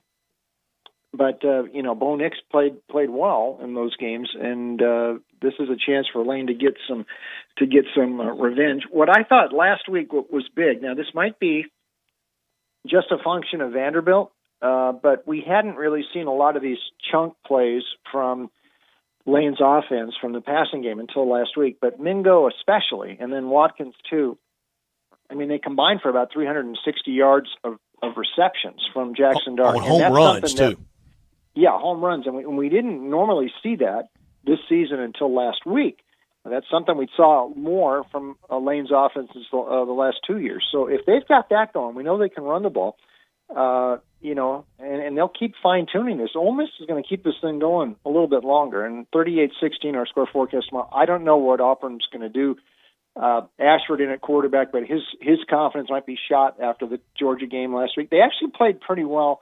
They've played okay for about 19 or 20 minutes each of the last 2 weeks, and then things have started to go sideways for Auburn. So Harsin, they're not quitting on Harsin, but he just doesn't have enough offense to trade points. So out to the Pac-12, USC, big picture here for the college football playoff and Lincoln Riley in year one. How do you feel about their chances in regards to the college football playoff? They get through Utah on the road here, which is going to be tough. Utah actually favored. Then at the end, they're going to have three pretty easy games: Arizona, Cal, Colorado. And in the year with that UCLA team that you've been high on the whole year and you've been rightly high on, and then Notre Dame, it feels like after this game it's sort of a little bit of a tune down for them, and they could run the table. Well, they might, and and we'll find out a lot more after this week. I mean, the schedule has been very kind to them. That was a very misleading score against Washington State last week. I mean, Washington State was right there, and they just sort of had some big penalties on big situations in games, like 4th and 19, and SC misses, and there's a defensive hold, and it keeps the drive alive, and they score a touchdown off it, and stuff like that. I mean, it was not that much of a game last week. Dye ran pretty good. They needed to last week because Caleb Williams is having his passing lanes kind of closed down. He is very elusive in the pocket. Washington State was in on him, but they just couldn't get him down. So that's what Utah's going to have to do here. But one thing they will do, one thing USC does not do that UCLA does, UCLA comes right at you. They knock you off your pins. This is finesse-y. Everything is misdirection. It's delays with Dye. They don't line you up and knock you down the way John Robinson and McKay used to do it. None of the student body right and left. It is a total finesse offense. And usually Lincoln Riley would have problems when he run into teams like that, like Kansas State when he was at Oklahoma, and this is a better version of Kansas State, I think. We mentioned the same comparison when they played Oregon State a few weeks ago and had trouble. Utah's going to run on them. Utah's going to control them in the pits. That's what I think would happen if SC played one of these SEC contenders or a Big Ten contender. Right. They're up front. They would push the line back several yards right off the snap. They're not really a top 5 or top 10 team. I think Utah gets them tomorrow, 34-24. They need this one. And by the way, the Pac-12 this year has kind of jumbled it. North-South doesn't matter for the title game. It's only a scheduling thing this year. They'll take the two teams with the top two records. And Utah needs this one to stay alive, and they haven't lost at Salt Lake City in a while. So I think they get SC tomorrow. Bruce Marshall, 25-18 with us on Friday afternoon, and we just pepper him with random games. That's around 60%. You'll take that. But give us an NFL pick. You're 5-2 on the NFL this year, 1-0 last week. Give us your favorite NFL pick, and then tell us how our listeners can access more of your information where you've really boiled your picks down to your favorite picks. Again, 25-18 with us when we just throw random picks at you. Yeah, one tonight. I'll throw you one on Navy tonight. We'll cover against SMU, maybe even beat them out right down in Dallas, so keep that one in mind. NFL this week, I am going with the Niners. And I acknowledge that Atlanta is 5-0 against the spread this year. So Arthur Smith has actually done pretty nice work there, but they're beaten up. I mean, Cordero Patterson is out. I'm not sure Pitts is going to play. They have come back and gotten inside of a couple of spreads this year against the Rams and the Bucks when they were down 21+. I think the Niners got it going. Nick Bosa ended up practicing here. They've been spending the whole week back in West Virginia rather than come back to San Francisco. If he plays, I'm telling you, San Francisco has something going again here. They've been really good in these games where they have stopped off in the East and they haven't flown back, and they've trained either in West Virginia or Bradenton or somewhere like that. Jimmy G is getting very comfy with his offense once again. They've got some weapons. I think they take care of business, so I'll take San Francisco on Sunday in Atlanta. Mm-hmm. And where do we find more of you? Check us out online, goldsheet.com. Hey, Gold Sheet Extra, technical plays of the week in the NFL, 11-0 this year, so check out the Gold Sheet Extra. You can buy that online. And my picks, goldsheet.com, also my picks, Vegas Insider, and DonBest.com. Great stuff, Gabe, as always. Gabe, in a couple weeks, Bruce is coming to town. He's going to Tigers, Tulsa on Thursday night, Grizzlies, T-Wolves on Friday night. Is that right, the opponent? Is it Minnesota? Is that right? Or Grizzlies, T-Wolves on Friday night. Maybe a special appearance in studio on Friday. There we and go. Then on Saturday, you'll be here for Alabama Ole Miss. We'll I catch can't up wait then. to see you, Bruce. We'll look forward to it. A few weeks. I can't wait. Rock on. You got it. Appreciate it, Bruce. Thank you, Bruce. Bruce Marshall with the Gold Sheet. We've got all the picks from him, and now you can go to your FanDuel account and have some fun, make some money this weekend. Brett Norsworthy here for FanDuel. One of the things that I just love about betting on the NFL is that I'm always finding new players or game props that I just love. And what's cool about FanDuel Sportsbook is you can combine these props with other bets from the same game to score an even bigger payout. Perfect for any NFL weekend like on Sunday. Yeah, I'm going to do this. I'm going to go Daniel Jones. Daniel Jones over the rushing yards. A Tony Pollard anytime touchdown. And a Cooper Rush interception. He's going to throw one on Sunday. I think it's going to be the big bust day for him. Live betting. Easy to place your bet fast during a game if you see a trend you like at FanDuel. The same game parlay is just one of the many reasons I love FanDuel. The fast withdrawals. When you win, FanDuel, they pay your winnings fast. Odds boost, live betting. My friends love it. You can sign your friends up, and you can make money that way. There's no feeling like nailing a same game parlay bet. So lock in your bet today on FanDuel Sportsbook. Right now, new customers get $150 in free bets, win or lose, with promo code SPORTS56. That's promo code SPORTS56. Make every moment more with FanDuel, official sportsbook partner of the NFL. Must be 21 or older and present in Tennessee. First online real money wager only. $10 first deposit required. Bonus issued is non-withdrawable free bets that expire 14 days after receipt. Restrictions apply. See terms at sportsbook.fanduel.com. Gambling problem? Call the Tennessee Red Line at 1-800-889-9789. Brian, was that a vote of confidence from Brett that I heard of for Daniel Jones? It was. Is there an imposter in that seat today? Danny Dimes, but What I'm is not putting a going dime. on? I'm not putting a dime on him. Danny Wheels. What's going on? Danny Wheels. Oh, gosh. That's got to be an imposter over there. I don't know. I don't trust that that's Brett. Go Cleveland. Tied at 1. That's right. Yep, 1-1. Cleveland puts the finishing touches on a 10th inning win, 4-2. Now I'm on my annual search for FS1. $2.19 on DirecTV, right? There it is. I couldn't tell you. I don't know about DirecTV. I got Xfinity. I have Xfinity. There you go. So, yeah. I don't even know what the channel is on Xfinity. I know 855 is ESPN, 856 ESPN. Do I get you in the Grove tomorrow? No, I won't be Oh, there. darn, I it won't fell be there. through? Yeah, it fell through. Did it get vetoed like Rocky Top? We're going to make that trip next year. We're going to make that trip next year. We're going to find a good week. Because I know Kentucky was the perfect Can week you this believe after tomorrow, one more Saturday from the Grove all year?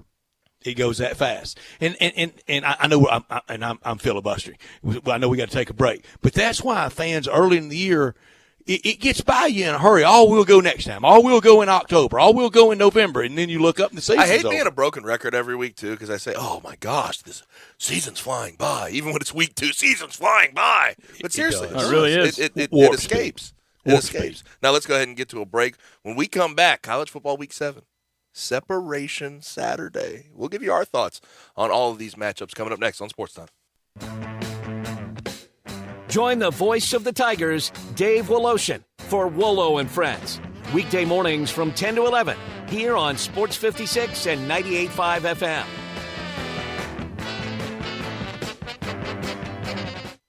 You you need concrete coatings, materials, and supplies in Memphis fast, and you get this answer, oh yeah, we got that stuff, I think, but it's in Wisconsin, so you're going to have to wait a few days for delivery. Why wait? Get your concrete coating and supplies now at TSS Supply. Everything that you need for coating concrete at TSS Supply, 5665 East Rains Road. And you're not dealing with just any supply store. TSS Supply specializes only in concrete coatings, materials, and supplies, all in one place. Most products are delivered same day or within 24 hours. Looking for a particular item, you need large quantities, or just have general questions? Call them at 901-729-0565, 729-0565, or you can email your question to Brad at tsssupply.com. All month in October, TSS Supply is celebrating its grand opening with 10% off your first order. TSS Supply, 5665 East Rains Road.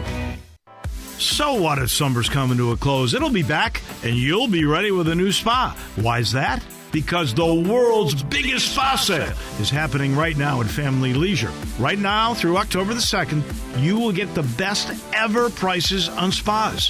Family Leisure has a large selection of spas still in stock and ready to ship, and up to 30% off. Yes, 30% off in-stock spas. You want a swim spa? Now's the time to buy with huge discounts just for you. Special financing is available. Plus, you can get free upgrades on select spas. Just ask about it. Family Leisure also has fantastic deals on saunas and massage chairs. So, while summer is coming to a close, you should be opening up to a new spa during the world's biggest spa sale happening right now through October the 2nd at Family Leisure, Whitten Road at I-40, where family and fun come together.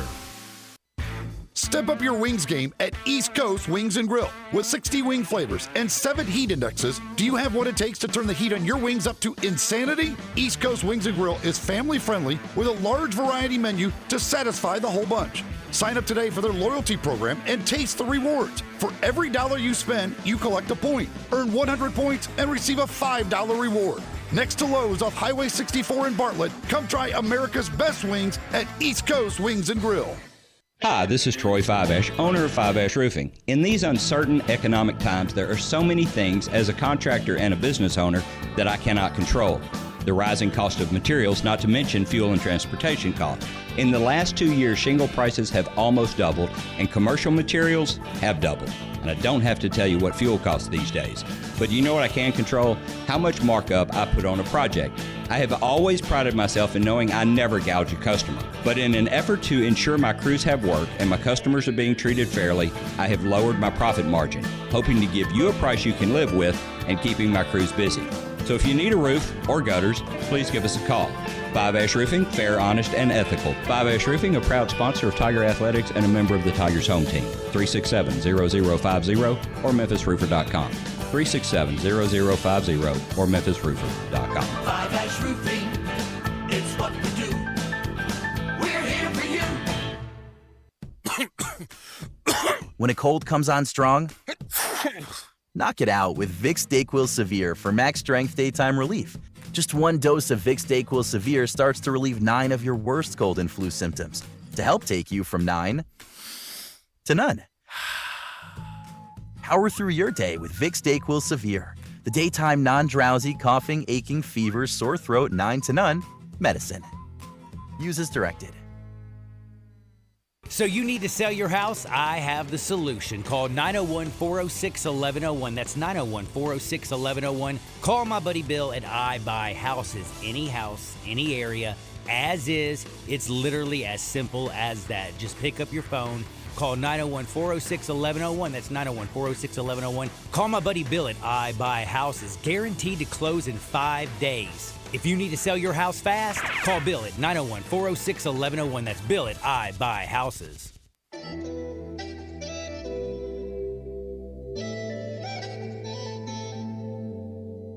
Now, back to Sports Time on Sports 56 and 98.5 FM. This hour is brought to you by the Big Green Egg. I think this is the best chicken I ever had.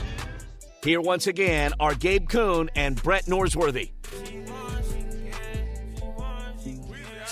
You heard the man. Second hour of our show is brought to you by our good friends at the Big Green Egg. Best ability is your availability, whether it's in sports or with your grill. You need that grill available 24/7, 365, because it is grilling season once we get to football season, and we have some more football season to get to. So make sure you get a Big Green Egg. It's the last grill you'll ever have to buy. 2 different reasons that is the case. Highest quality ceramic in the game, so it does not rust. Also, they have a warranty, lifetime warranty on all those ceramic parts. They've had that since 1995. You have an issue with a part, you send it into them. They'll send you one back free of charge. You get it attached. You get moving. 100% natural lumpwood charcoal grill, so the flavor is going to be great. 7 different sizes, size and a price point for just about everyone. And also, what can you do on that grill, you ask? Smoke, bake, roast, sear, grill, whatever you want to do. Desserts, pizzas, you can do on that Big Green Egg. They also have attachments. You can get a pizza stone from them. They have a bunch of different rubs and spices you can go buy from them. They offer so much. And also, if you want to find it around here, you can get it at these retailers: Garden Plaza Pool, Germantown Hardware, Hamilton's Fireplace and Grills, and both the Aces in town, East Memphis Ace and Cordova Ace Hardware. So if you're looking for a do-it-all, reliable, long-lasting grill at a great price point, look no further than our good friends at the Big Green Egg. Now we have 6, count them, 1, 2, 3, 4, 5, 6 top 25 matchups this week. And I sort of want to get a couple of thoughts on each one of these, and we'll just sort of go in order of when they'll be played. 11 a.m. Penn State at Michigan. This is massive for the Big Ten. We know Ohio State's the big player, but if either one of these teams want to keep themselves in contention for a college football playoff, you have to win this week, and you have to take care of business. And I think both these quarterbacks, J.J. McCarthy for Michigan and Sean Clifford for Penn State, have come under fire to a certain extent. The fan base is sort of hot and cold on them. Mm-hmm. They're going to have to deliver, Brett, because these two teams stop the run at an unbelievable rate. Penn State, you know who else got to deliver? Who? It's James Franklin. It's time. It's time. But it's James Franklin time. Penn State 5th in rush defense, Michigan in 7th. But I agree with your statement. Love this matchup. Screams Big Ten, screams line of scrimmage. The COVID year and last year really has the Penn State fan base kind of sour on James Franklin, but not as sour as I thought they'd be, Brett. Like they're not as disappointed as I figured they would be. Nothing like A&M. Yeah, they're not as disappointed as I thought they would be. Well, they're better than A&M for one thing. Yes. They've won more. But how last year, right off COVID, but then last year how it ended to Arkansas in the bowl game, it's time for James Franklin to have that big signature moment. Has he had the big win? What is the biggest win in his tenure? This would be it. I can't really think off the top of my head what his biggest nothing win stands is. out. I mean, we're not going to call it Auburn this year. That doesn't count for anything. Are we? No. I don't know. I really it mattered, don't know, but not like that. But he has 2 backs this year in Nicholas Singleton and Katron Allen, who I think will get a lot of run. It's going to be tough to get through that Michigan D line. But also on the other side for Jim Harbaugh, I think for him, he's got to prove that year to year he can keep himself in contention for the college football playoff, and it's got to be further down the line than week 6, because all those hopes or week 7, I should say. His hopes could be dashed this week if Penn State gets his win. Could be, and then that may bring back some of the old questions about him. I think he's answered them. Mm-hmm. Yeah, listen. When it comes to off-season discussion about Jim Harbaugh, and obviously the ringleader of the whole thing, in my opinion, was Paul Feinbaum. 10 wins a year does it. I don't care who you are. 10 wins a year, even at Michigan, is worth it. And getting over the hump against Ohio State buys him a tremendous amount of time. So no discussion about Jim Harbaugh moving or Michigan moving on from Jim Harbaugh. Please. I can't do it anymore. I never really could do it, Brett. I couldn't either. I thought it was way too much.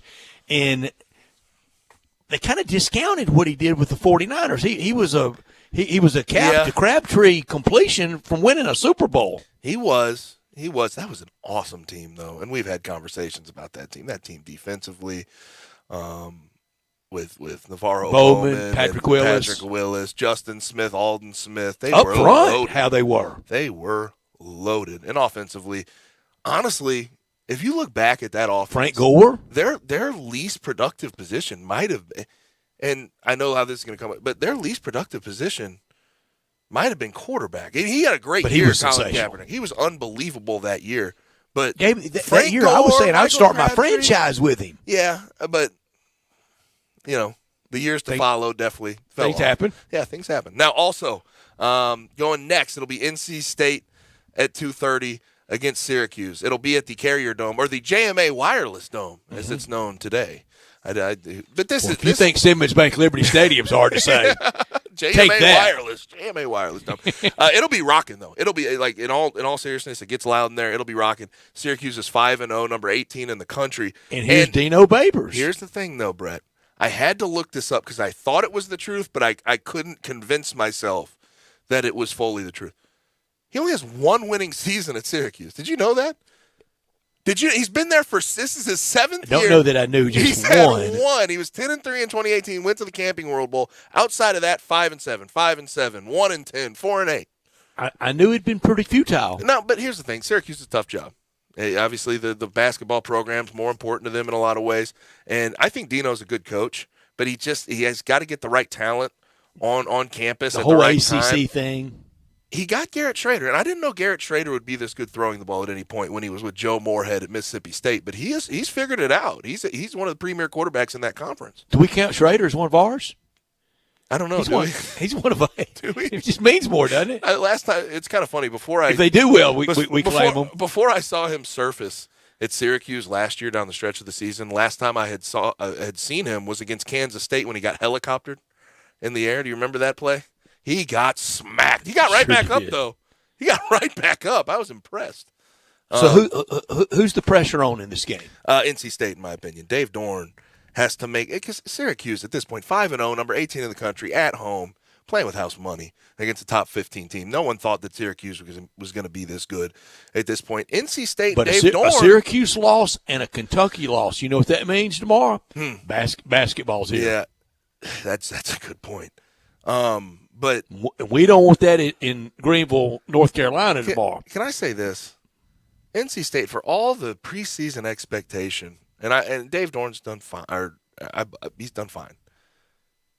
Devin Leary was supposed to be this dark horse Heisman guy. This NC State team was supposed to cruise through the schedule. I am not impressed at all. Like I haven't been all year. The game close against ECU last week against Florida State, they should have lost that game. NC State got overrated coming into this year. They have been over a couple of years with Dorn. Mm-hmm. Now Alabama versus Tennessee, 2:30. Winner gets a cigar. We know. Listen, we're gonna make the pick when we get to Friday Football Forecast. I have gone back and forth like 15 times. I don't know how to feel fully because I don't know what Bryce Young we're gonna get. We've never seen him with this type of injury on a. I know how arm. I feel. And I can look real good or real foolish come Monday. I think for a lot of people, though, and I've sort of asked around to a couple of my buddies, I feel like you feel better if you lose betting Bama than if you lose betting against Bama. Right? Right? Yes, definitely right. I just bet against Nick Saban. Yeah, like I can't feel good. And if Alabama goes on to blow them out, I just don't. Come on. I feel stupid. Told you. Yeah, exactly. Now, Oklahoma State at TCU will be a later game. I think both of these teams are relatively overranked, as Oklahoma State always is. 15 undefeateds remain, 3 matchups of undefeated versus undefeated, and this is one of them. We'll shout out TCU. What we've seen early from this quarterback, Max Duggan, has been unreal. I mean, he's been. I thought Dylan Gabriel would sort of emerge as the premier quarterback. It's Max Duggan so far. If we're doing that hard examination of just really how good is the SEC, how good is the Big 12? I don't think last night was nothing special. West Virginia got over top on Baylor. They were supposed to be a premier team. Baylor, they're 3-3 now. I'm not. I mean, I'm the not ultimate impressed. defensive coach goes on the road and gives up 43 last night in Dave Aranda. Mm-hmm. Yeah, I don't know what to say about the Big 12. It's always with Oklahoma out of the picture, and Texas is a decent team when Quinn Ewers is playing. It's always Oklahoma State there at the top, and they always get a top 10 ranking, and I just don't know how good they are. So, and the answer to my question earlier in the week about the the non-power teams. The highest-ranked non-power 5 team gets access to the New Year Six, and this year that would be the Cotton Bowl, like it was the Tigers' year. Sonny Dykes, regardless of their record. With this game, though, Sonny Dykes needs credit for what he's done so far early, and also Anthony Jones Jr. over there on that staff, local guy, coached at Cordova, coached at the University of Memphis. So good for him. Sonny Dykes with maybe the deepest Texas ties of any coach out there. His dad's back to Texas Tech. He is with SMU, now TCU. Yep. Now last 2 games, and then we'll go ahead and get to a break. Number 16, Mississippi State at Kentucky. I'm losing it with the Will Levis hype. Will Levis is a good player. He's fine. I see the vision. I just don't know if he's that good of a quarterback yet. But he will play though. I think he's from a throwing perspective, and maybe it's the offense. I haven't seen the Will Grier aired it out at West Virginia and at Florida when he was there. Will Levis is kind of. I mean, he can throw for 300 yards in a game. And I love Mel Kiper, but I just don't agree. But the style he's played at Kentucky is game management, really. And he didn't run the ball. And it's always going to be stuck in my head that he got beat out by Sean Clifford at Penn State. That's always that's there. There's that. It's locked into my head. But I think he'll be fine. I think he'll be a 3rd, 4th round pick. But that's not even. Come on. That's not even Dwayne Haskins over Joe Burrow. But State, the way they've been playing, I would imagine, even on the road, has a chance to run away with that. And if Mississippi State starts running the ball, really double look out. They have run the ball pretty well. They are. Yeah. And then USC at Utah late. USC gets through this. It could be. The on a collision course. The possibility of college football playoff would be unbelievable. But if they win this, next big game would be at UCLA. USC versus UCLA mattering again. That could be big. A big late season story. With Heisman ramifications for those 2 quarterbacks. Yep. It sure could. Our Gould Salon style segment, we do that every Friday. Gould Salon and Spa, they've been turning heads since 1932, and you can turn heads with the perfect holiday gift, the perfect size, the perfect color with that Gould Salon gift card. Go to GouldSalonSpa.com for all the information. They're exclusive to our area. The best holiday gift card for any season is a Gould's gift card. The best spa packages and salon products, and those gift cards, they are the hit. People are starting to make lists now. Family operations, sons, grandsons, granddaughters, from a small hair salon to today's juggernaut. Upscale ambiance, chic style that once was considered a Hollywood luxury. We have it. We've had it for over 90 years in Memphis with this great family and this great family business. A location never far from you're never far from a Gould's Salon and Spa. All the spa services, body treatments, massages, facial, and nail care. Go to GouldSalonSpa.com for more information. A commitment to providing a unique fashion-forward experience. I know it's a great debate, March or October, for people for Best Sports Month. My style for this day, or for today, is this time of year. I love October. It's my favorite, barely over March with all this. Y'all have seen me a couple times on the Zoom connection trying to crane my neck and watch the game. Look at that 6-0 Phillies over Atlanta. Look at that. With all the baseball, all the college football, enough basketball getting going. Next Wednesday night, it'll really get going downtown at FedEx Forum with the Grizzlies. This is a fun time of year. This collision where every night I don't want to go to bed. I want to stay up and keep watching and finding out things. Mm-hmm. I agree with that sentiment. My Gould style for the day, though, there's one place I can give it, and I have to give it to this guy, Brian Robinson Jr. Last night, 17 rushes, 60 yards, and a TD. His first TD as a professional football player in the NFL. And he was going to be the starter, no doubt. He's going to be the starter going forward, but got shot twice. How that story could have ended versus last night's 39 days ago, shot twice. And in a game, scores a touchdown. It blows my mind, but the resilience that he showed and to see him on that stage last night, that was very, very fun to see. Now let's go ahead and get to a break. When we come back, MLB Divisional Series, we'll give you an update on the Phillies versus Braves. Obviously, Brett said 6-0. We'll see if anything changes by the time we get back from the break. Also, is Yordan Alvarez making his presence felt or what? We'll be right back on Sports Time. Broadcasting from the Family Leisure Studio, we are Sports 56 and 98.5 FM.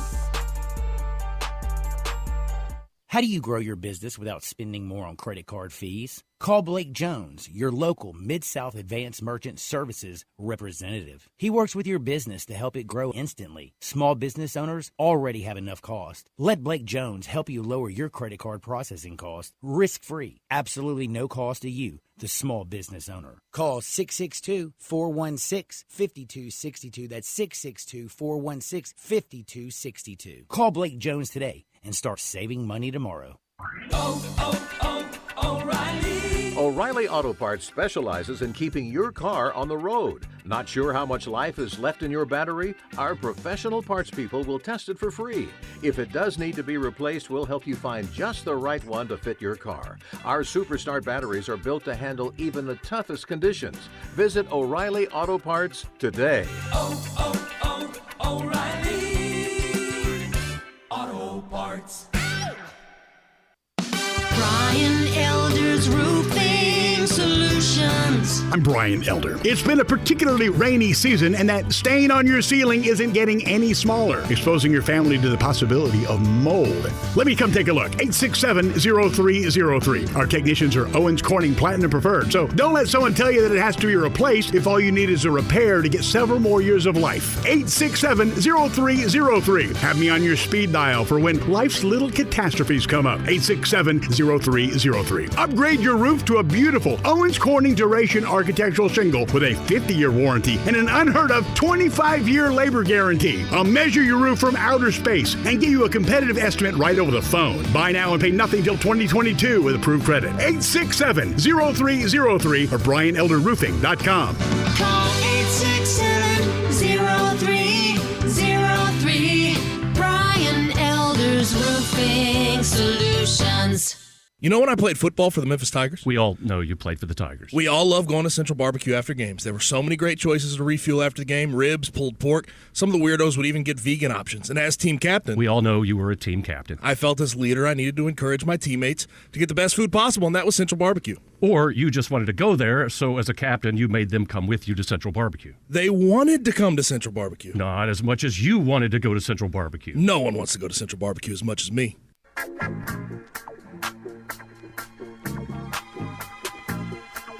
Now, back to Sports Time on Sports 56 and 98.5 FM. This hour is brought to you by the Big Green Egg. Bon appetit.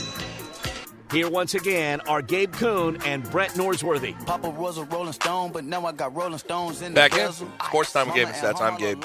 He's Stats. Now, Braves Phillies tied at 1-1 in their series. Obviously, it shifted to Philadelphia today, and the Phillies uncorked in the third inning on Spencer Strider.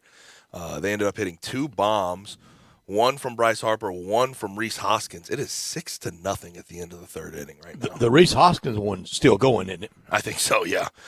Pretty First close. home game for Philly since what date? Sometimes in mid to late September, isn't it? They were on the road forever at the end of the year with the regular schedule, and then on the road with the Cardinals and earlier this week. Phillies are starting to get scary, Brett. The top of that rotation and the way this lineup's hitting right now is terrifying, right? I mean, if you're the Dodgers, you have to look at it and be a little bit worried. And then the Braves right now are going to have to get out of this hole. Gabe, I think the Dodgers have plenty to worry about what's in front of them. That's true. It's 1-1. Tonight. It's 1-1. Gonsolin versus Snell. That's going to be an interesting one. Guardians, of course, put the finishing touches on the Yankees in 4-2. It is 1-1 in that series. I watched that game last night, Astros Mariners, at least the tail end of it, and I pull so hard for Seattle. For I am, nothing. and Scott Service. It's hard to watch him in pressers. Brian. It's hard to watch him in pressers okay. after the game, Scott Service, because he's like, we're playing fine ball, but Yordan Alvarez, he is their Grim Reaper. He is. He just kills them when it matters. And it's been the most. good pitches to him. Yes, he's just that good of a hitter, Brett. I mean, Brett, you didn't like the pitch selection? I didn't like Robbie Ray's pitch. Oh, that was throws a okay. two-seamer right down the that middle. was different. And he just started throwing that two-seamer this year. I don't know why Last night he was throwing a different. two-seamer. Last yeah, night yesterday was different. You're right. But Robbie Ray came in, and also I don't. If we're going to talk about a misstep for Scott Service in this series, I get lefty versus lefty. Stay with him. I get lefty versus lefty, but there's 2 outs, and Robbie Ray is like, he gives up some bombs. Like he's been known to get the ball hit out of the ballpark on way back to when we were talking about Bruce Sutter and starting pitching. When you're a starting pitcher, that's what you are. You're not used to that whole rhythm, that whole, hey, get up and get loose, get ready. But just one batter's all he needed. One batter. And also, there was a thought process there of why not just walk Yordan Alvarez, get to Alex Bregman. I thought that could have been in the cards, I mean, too. You got to face 3 or 4. So, I mean, I'm not even going to blame Ray for that or Service for that on Friday because the 2 pitchers they had thrown up there before gave up walks, gave up hits. I mean, they could have been out of that without facing 3 or 4, and just the relief pitchers gave up walks and hits. How about Yordan Alvarez in this series? 4 for 8. He scored 3 runs, 2 bombs, 7 RBIs. That's Poppy Ortiz stuff. It is. And I saw that comparison made a whole lot, and I completely agree with it. He's been ridiculous from the left side of the plate. Poppy in 2013 in the World Series, he won me over. I said, I yield. Go Poppy. It doesn't matter what the Cardinals throw him. I don't know. I haven't seen I haven't looked at the odds, the updated odds. Astros probably the favorite to win it all right now, right? And I was for Seattle in this series. I picked Seattle to win it, but I like Dusty and the idea that he doesn't have a deal for next year, and he's starting to run hot over it. And we talked, who were we talking with? Chris Gordy. We were talking with Chris Gordy last week about it, and it feels like the front office wants to move on from GM and manager. My gut reaction, I think they want a puppet, and Dusty Baker's not going to be anybody's puppet. I will take a non-puppet if he wins 106 games and gives me a deep playoff run. I don't care. And almost 2,500. Where's Dusty career-wise? 2,500? Dusty's delivered. Love it. As much as I and thought it took me. Man, I used to not. Well, and honestly, they made that full hire. Circle here and let's be honest about why they made that hire. They wanted somebody just sort of to take them through the scandal. They needed a calming force. Yes, and he's done that. I feel like you should reward him, but we'll see what they do. We'll see. Yeah. Astros plus 200 to win the whole thing. And they're the favorite? Yes. Yeah, by a lot. I figured they were. Now, we're getting close to dinner time. Let me send you to the place to go get some dinner, and that's Central Barbecue, where smoke is their sauce. Best place to get barbecue in town. 4 different locations open daily. Midtown on Central Avenue, downtown by the Civil Rights Museum, Summer. Then the one on Poplar that you can pop in and see me at. You can also get delivery from that, eatcbq.com. Click order delivery from that Poplar location. Listen, smoked turkey, pork, chicken, whatever you want, they have. I'm telling you, they even have gluten-free and vegetarian options for you. They have desserts. Just go in there and order. The menu's big. You will get what you want. They have a bunch of different barbecue sauces. I prefer the hot barbecue sauce. I love their hot barbecue sauce, but they even have that vinegar-based stuff that they do in the Carolinas. They have everything for you at Central Barbecue. If you want to ship that barbecue anywhere in the US of A, eatcbq.com, click that shipping tab, and you can handle that. You can send it to people, whether it's extended family or friends during the holidays. I know I like to do that because they don't get to get this barbecue year-round. We do. Take care of them. eatcbq.com, click that shipping tab. Also, when it comes to catering, call this number, 15 or more people at your home, at your office, 901-527-9990. Again, 901-527-9990. But those locations, I'll repeat them one more time. The one, Midtown, the original, Central Avenue, downtown by the Civil Rights Museum, Summer, and then the one on Poplar, the sort of newfangled one. It's been around for a while, but the newfangled one on Poplar is a good place to go as well. Central Barbecue. Smoke is their sauce. Final hour on a Friday is on the way. Hit us up, 901-360-8255 at the listener line. You can also watch us live and message us on our socials, Sports56WHBQ, Twitter, YouTube, Facebook, and Twitch. We're going to have First National Bank and Trust Friday football forecast where we make our picks at 5:30. But coming up next, we talk with our guy from ESPN Arkansas about the Razorbacks and the SEC, Ty Richardson.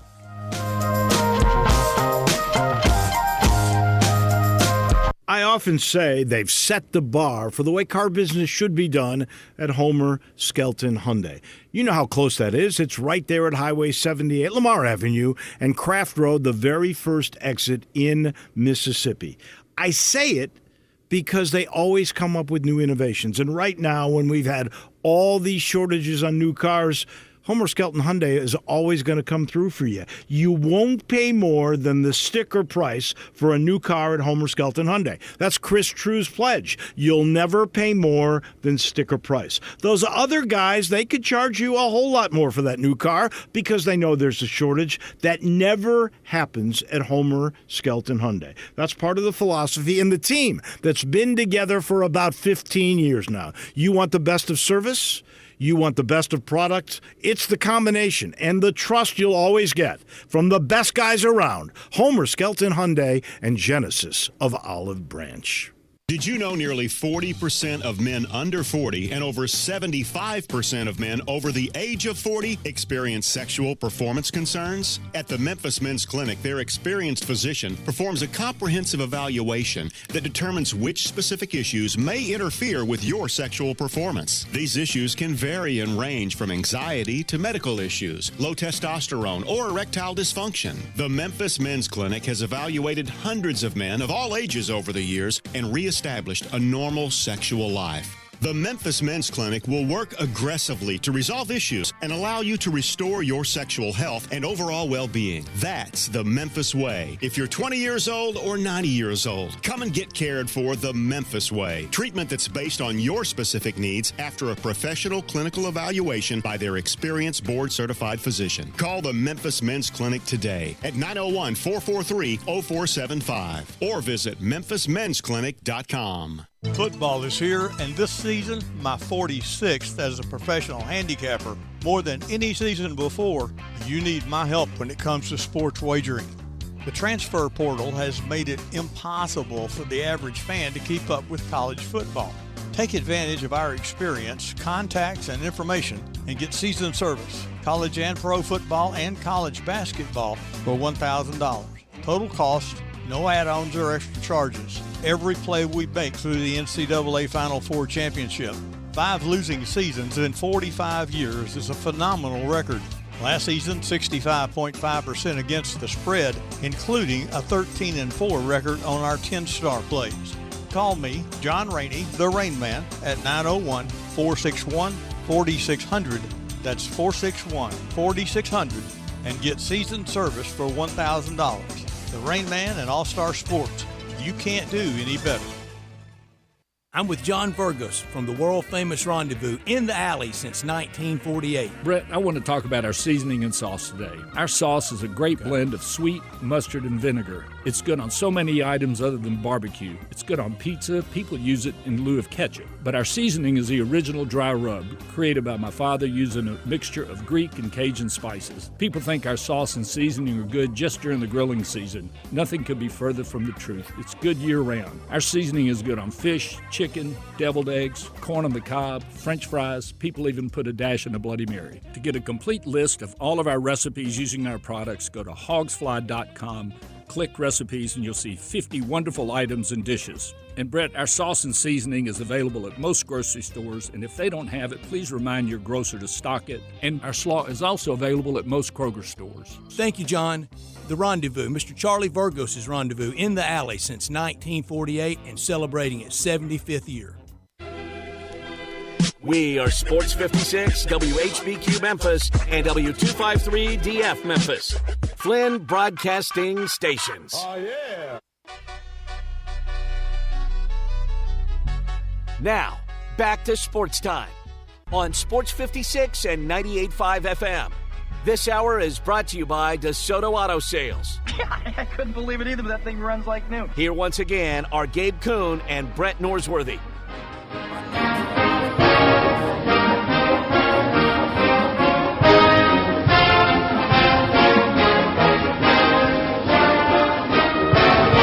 Now, I honestly hate to say it, that is a fantastic fight song. I've got it on iTunes. Are you kidding me, right? You really? I promise I do. Is it on the rotation when you get in the car? When you plug up your iTunes? Yes. His drive to Oxford every week. I've got Notre Dame as well. Interesting. I have Ohio State as well. Well, then, how do you play them? Do you ever play them, or you just sort of have them for the heck of it? No, I listen a lot of, especially in the summertime when you're trying to just dying to get to college football season. That is interesting. I've never. I can say I this. have Auburn. When I'm plugged in and have my headphones in, I've never just played a fight song in my ears. I'm just gonna be honest with you, Brett. That's an interesting way to go about it. But what do you go to? Jack Harlow, of course, Brett. Come on, he just brought us I've got back the Tigers to the fight song in my library. I've got the Tigers. I've got Ole Miss. I have Alabama. I have Texas. I mean, you can't listen to Culture Club every day, Church of the Poison Mind. I mean, I've got that too. Put them all in a playlist. Put them all in a playlist. I don't know how to do that. It just goes. I'll show you. All you have to do is click add a playlist. That's it. That's all. I mean, you can't have Evan and Jerry crazy for this girl every time you get in the car. Hour 3 is here. Sports Time with Gabe and Stats. I'm Gabe Stats. Brian Dacus, of course, in the Family Leisure Studios with me producing the program. And joining us via the phone line, listening to this crazy conversation, is Ty Richardson on Twitter at Ty Sports Radio from ESPN Arkansas, co-host of the Morning Rush from 6 to 9 a.m. Monday through Friday there. And hit that line. Ty, how are you, man? Hey, Ty.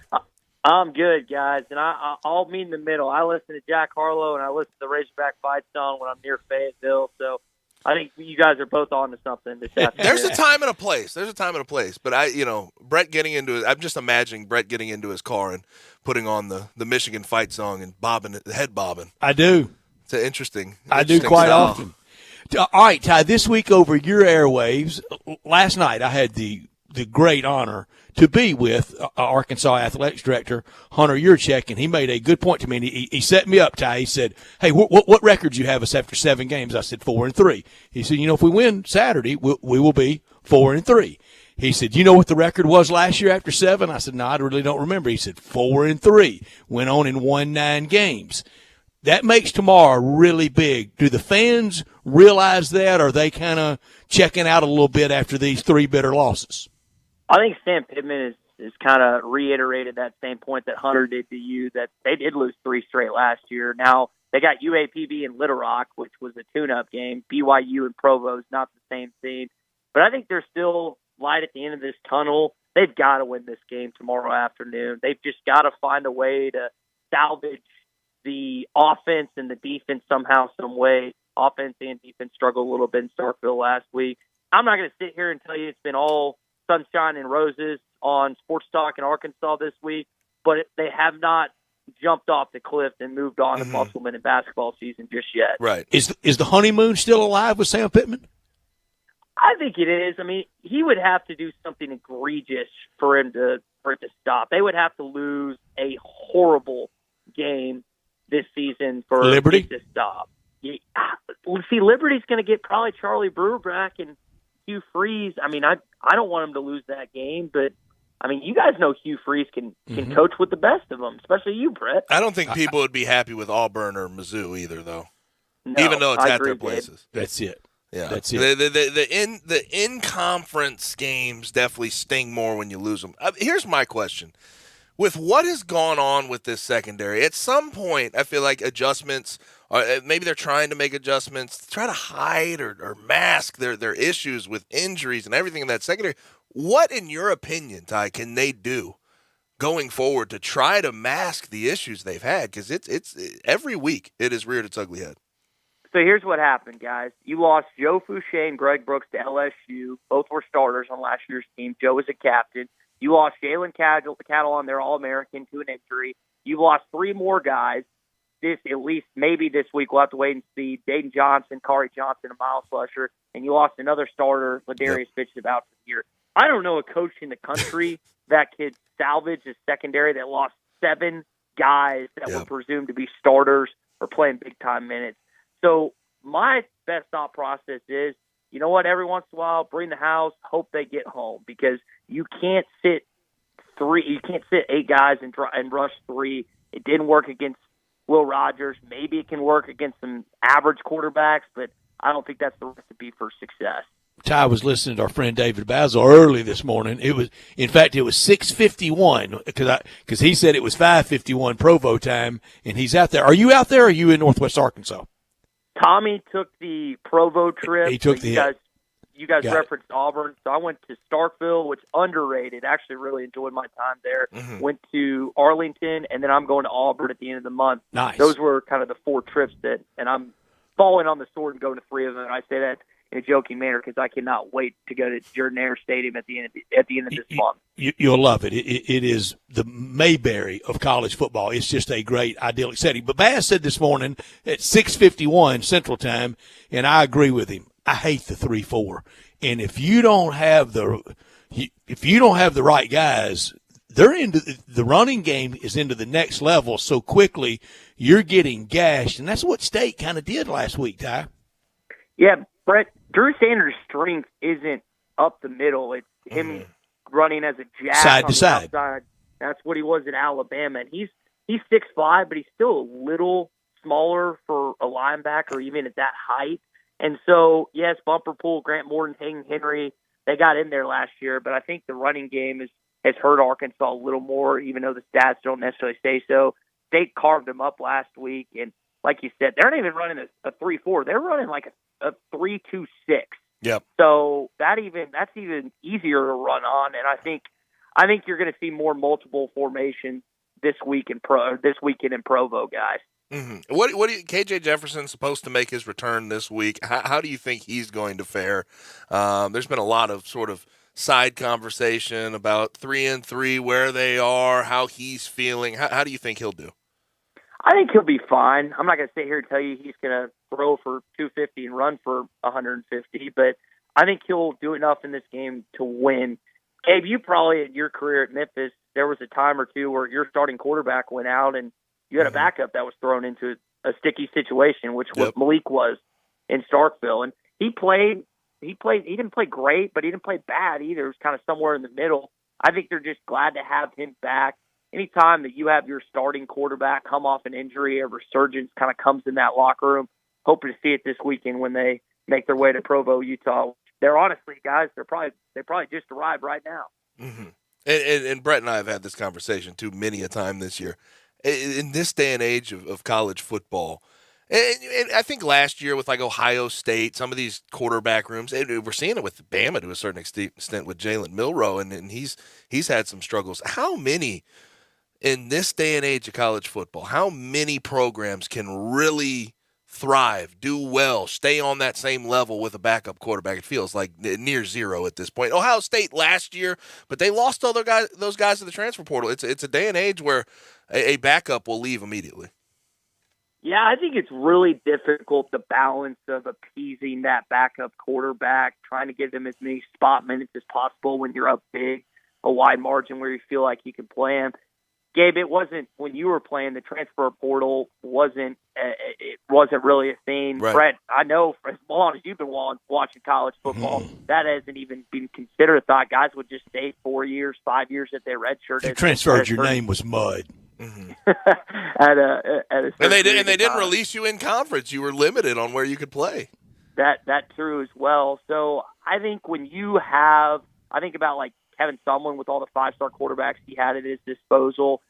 Certain other guys have that same thing. I know Lincoln Riley at Oklahoma, now at USC, is going to have to deal with it out there in California, and other guys. You have to manage egos. And when a kid's coming out of high school being told he's the greatest thing ever and he doesn't play right away, that's damaging to his ego. And how those kids respond from their 18 years old and on when they get to campus is going to be very telling this next 5 to 10 years. Mm-hmm. Now, looking around the SEC, the rest of the SEC, State team that just handled business against Arkansas, against Kentucky. Obviously, that's the second most important one. We'll sort of break that one down. What do you think about State this year? 5-1 right now. Look good against Arkansas. Had some good. So they have some good film out there. Besides that second half against LSU, it seems like they could really be an undefeated team. What do you think about State this year? Well, if you go to that LSU game, if you remember, they played Arizona the previous week, and I think that was a really late game. Yep. If I remember I watched right. the whole thing, Ty. I was up for that whole thing, yeah.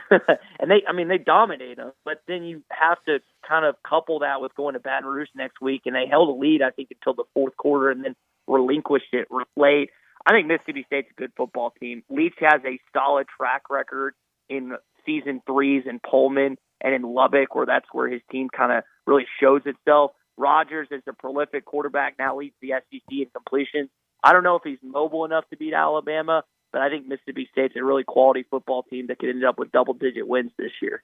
Ty, I'm afraid the tone in my voice is going to give away my answer and my perspective about it. And I've said earlier in this week over these airwaves, I hate myself every year around this time for kind of doing this. It's a little bit of paralysis with all this analysis. How good's the SEC? It's a great question. And I think it's just like, well, Alabama, Georgia, they carry it every single year. You know, we're going to find out tomorrow in Knoxville. If Tennessee beats a Bryce Young-less or a Bryce Young Alabama, then we're going to find a lot about this conference, because then they have to go to Athens later this year. State hosts Georgia later this season. That's another big-time game. I don't know about y'all. I'm sick of seeing the Crimson Tide and the Bulldogs there. I want some fresh meat. I wouldn't mind seeing one of those guys go down on their way to Atlanta. All right, Ty, would you take a Tennessee Ole Miss game to freshen things up? Oh, man. Just how tired are you of Alabama and Georgia? You know what? Honestly, as much – and I don't have really disdain for Tennessee. I'm not going to sit here and tell you that Ole Miss and Arkansas fans are the best of friends, but Lane Kiffin playing Tennessee in the SEC championship, you tell me that's not a storyline-ridden game? You know what, Brett? Sign me up. I don't love it at first bite, but after I chew it a few times, I don't hate it either. And Gabe knows my tone. Bryant knows my tone. I've kind of been there all week with this. I think it's really good. I think as many people that can look bad picking against Bama tomorrow, the same can look bad kind of picking at the SEC. But I'll even go to Ole Miss. Yeah, it's 6-0. Who have they really beat?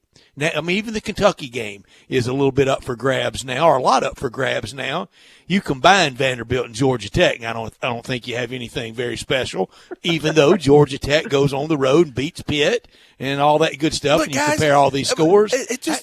The Alabama and Georgia talk from the offseason of the untouchable team, and Alabama more so. Super teams. Neither of them are untouchable. Very Does that flawed. mean I think they'll lose the game? Not necessarily. I mean, we'll see. Alabama has a decent stretch coming up here of some tough games, but they're touchable this year.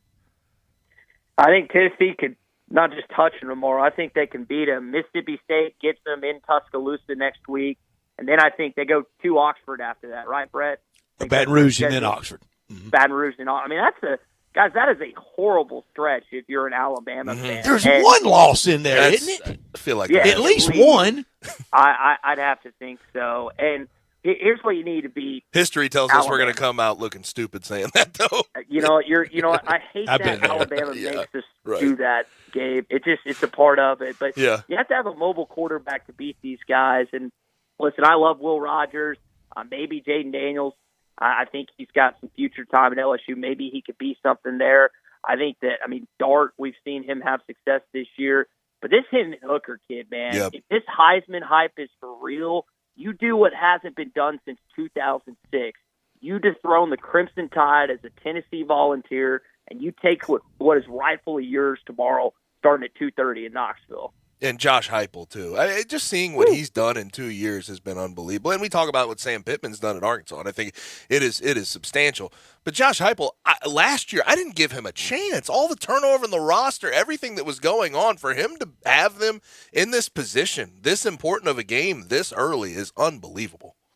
Yeah, the turnaround with the portal and NIL is, I think, a quicker timetable than we've ever seen. Now, I'm not going to sit here and tell you that certain places won't take time. I think, honestly, Sam Pittman and Arkansas were a year ahead of schedule, and we're seeing some somewhat repercussions, I think, in year number 3, and we were a little quick to jump the gun. But, yeah, that transfer – I know they lost a lot. They lost the guys to Oklahoma and a lot of – Tennessee just lost Toa to Bama, who they got to play again tomorrow. But the fact that he's managed to get them to a point where they have a top 6 matchup in Neyland Stadium, and Heupel, they win this game tomorrow, he's the coach of the year in the Southeastern Conference, might be the coach of the year of the country. I think that's overly fair. Now, last thing for you, and I know you've probably talked about this, I haven't gotten your take on it, though. Auburn, it really feels like Harson's going to be fired at some point, maybe in the open week. It feels like the Band-Aid needs to be ripped off, though.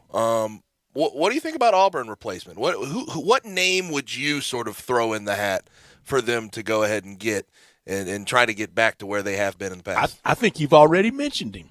You know what I have, and it's Hugh Freeze, guys. Hugh Freeze No knows doubt. how to beat out.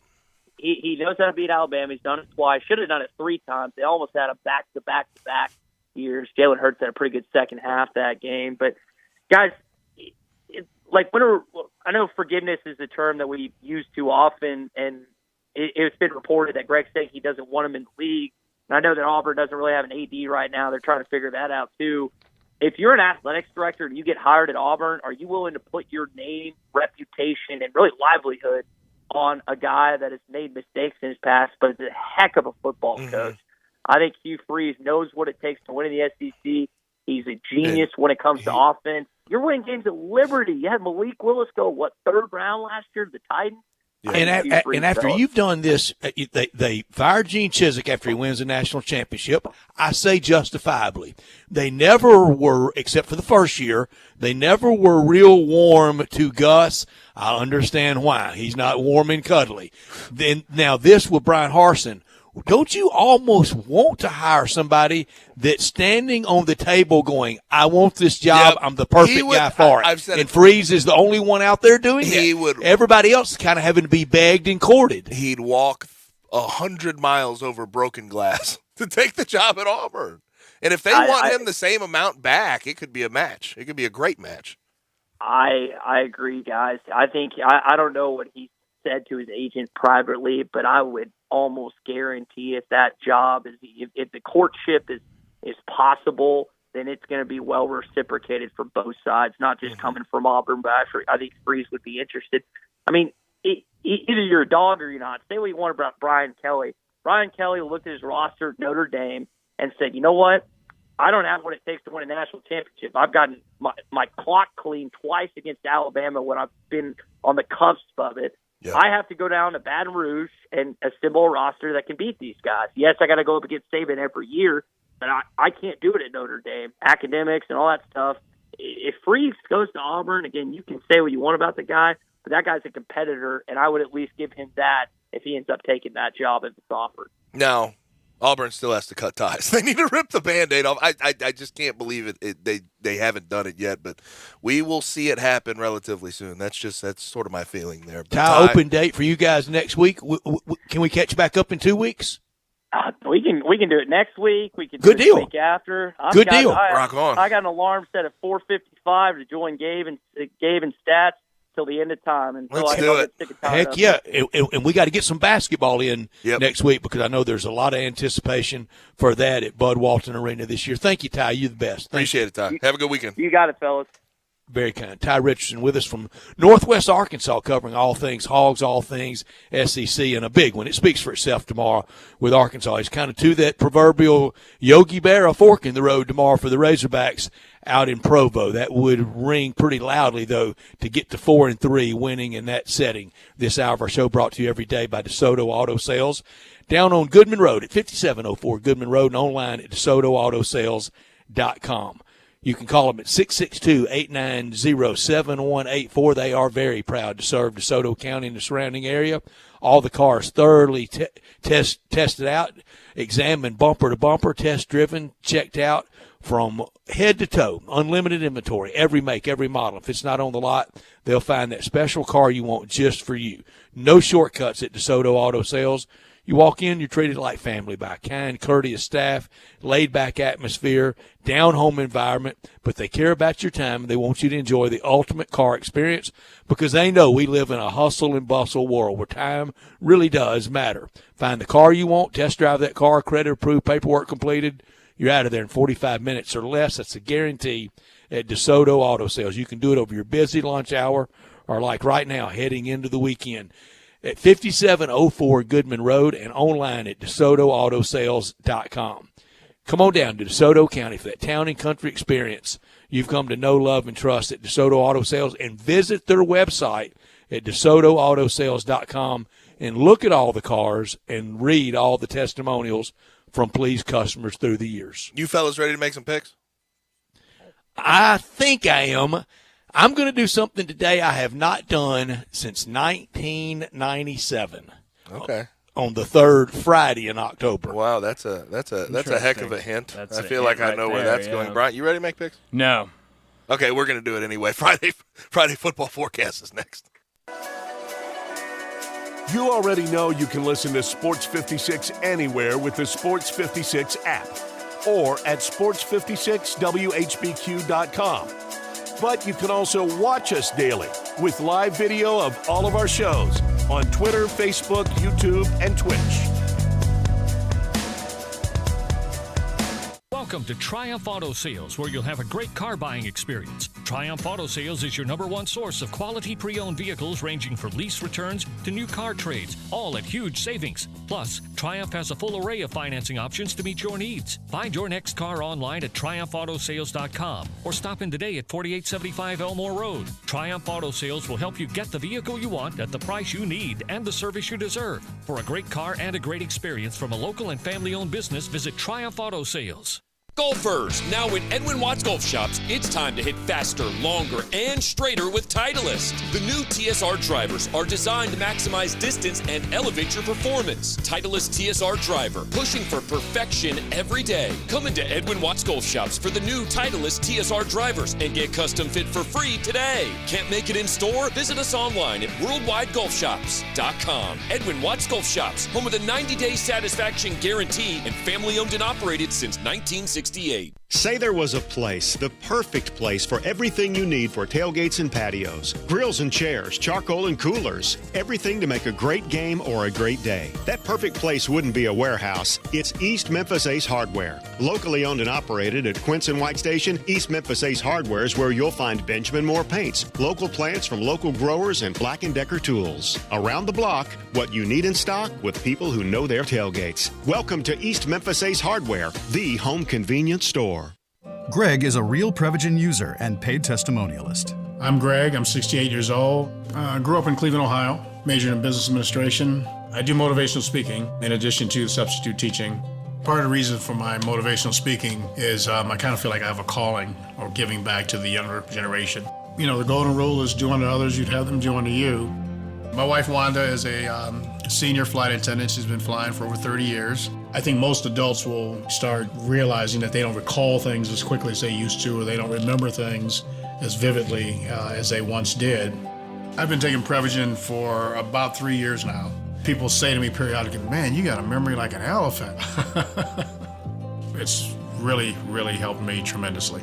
Prevagen, healthier brain, better life. Prevagen is available in stores everywhere. Based on a clinical study of subgroups of individuals who are cognitively normal or mildly impaired, this product is not intended to diagnose, treat, cure, or prevent any disease.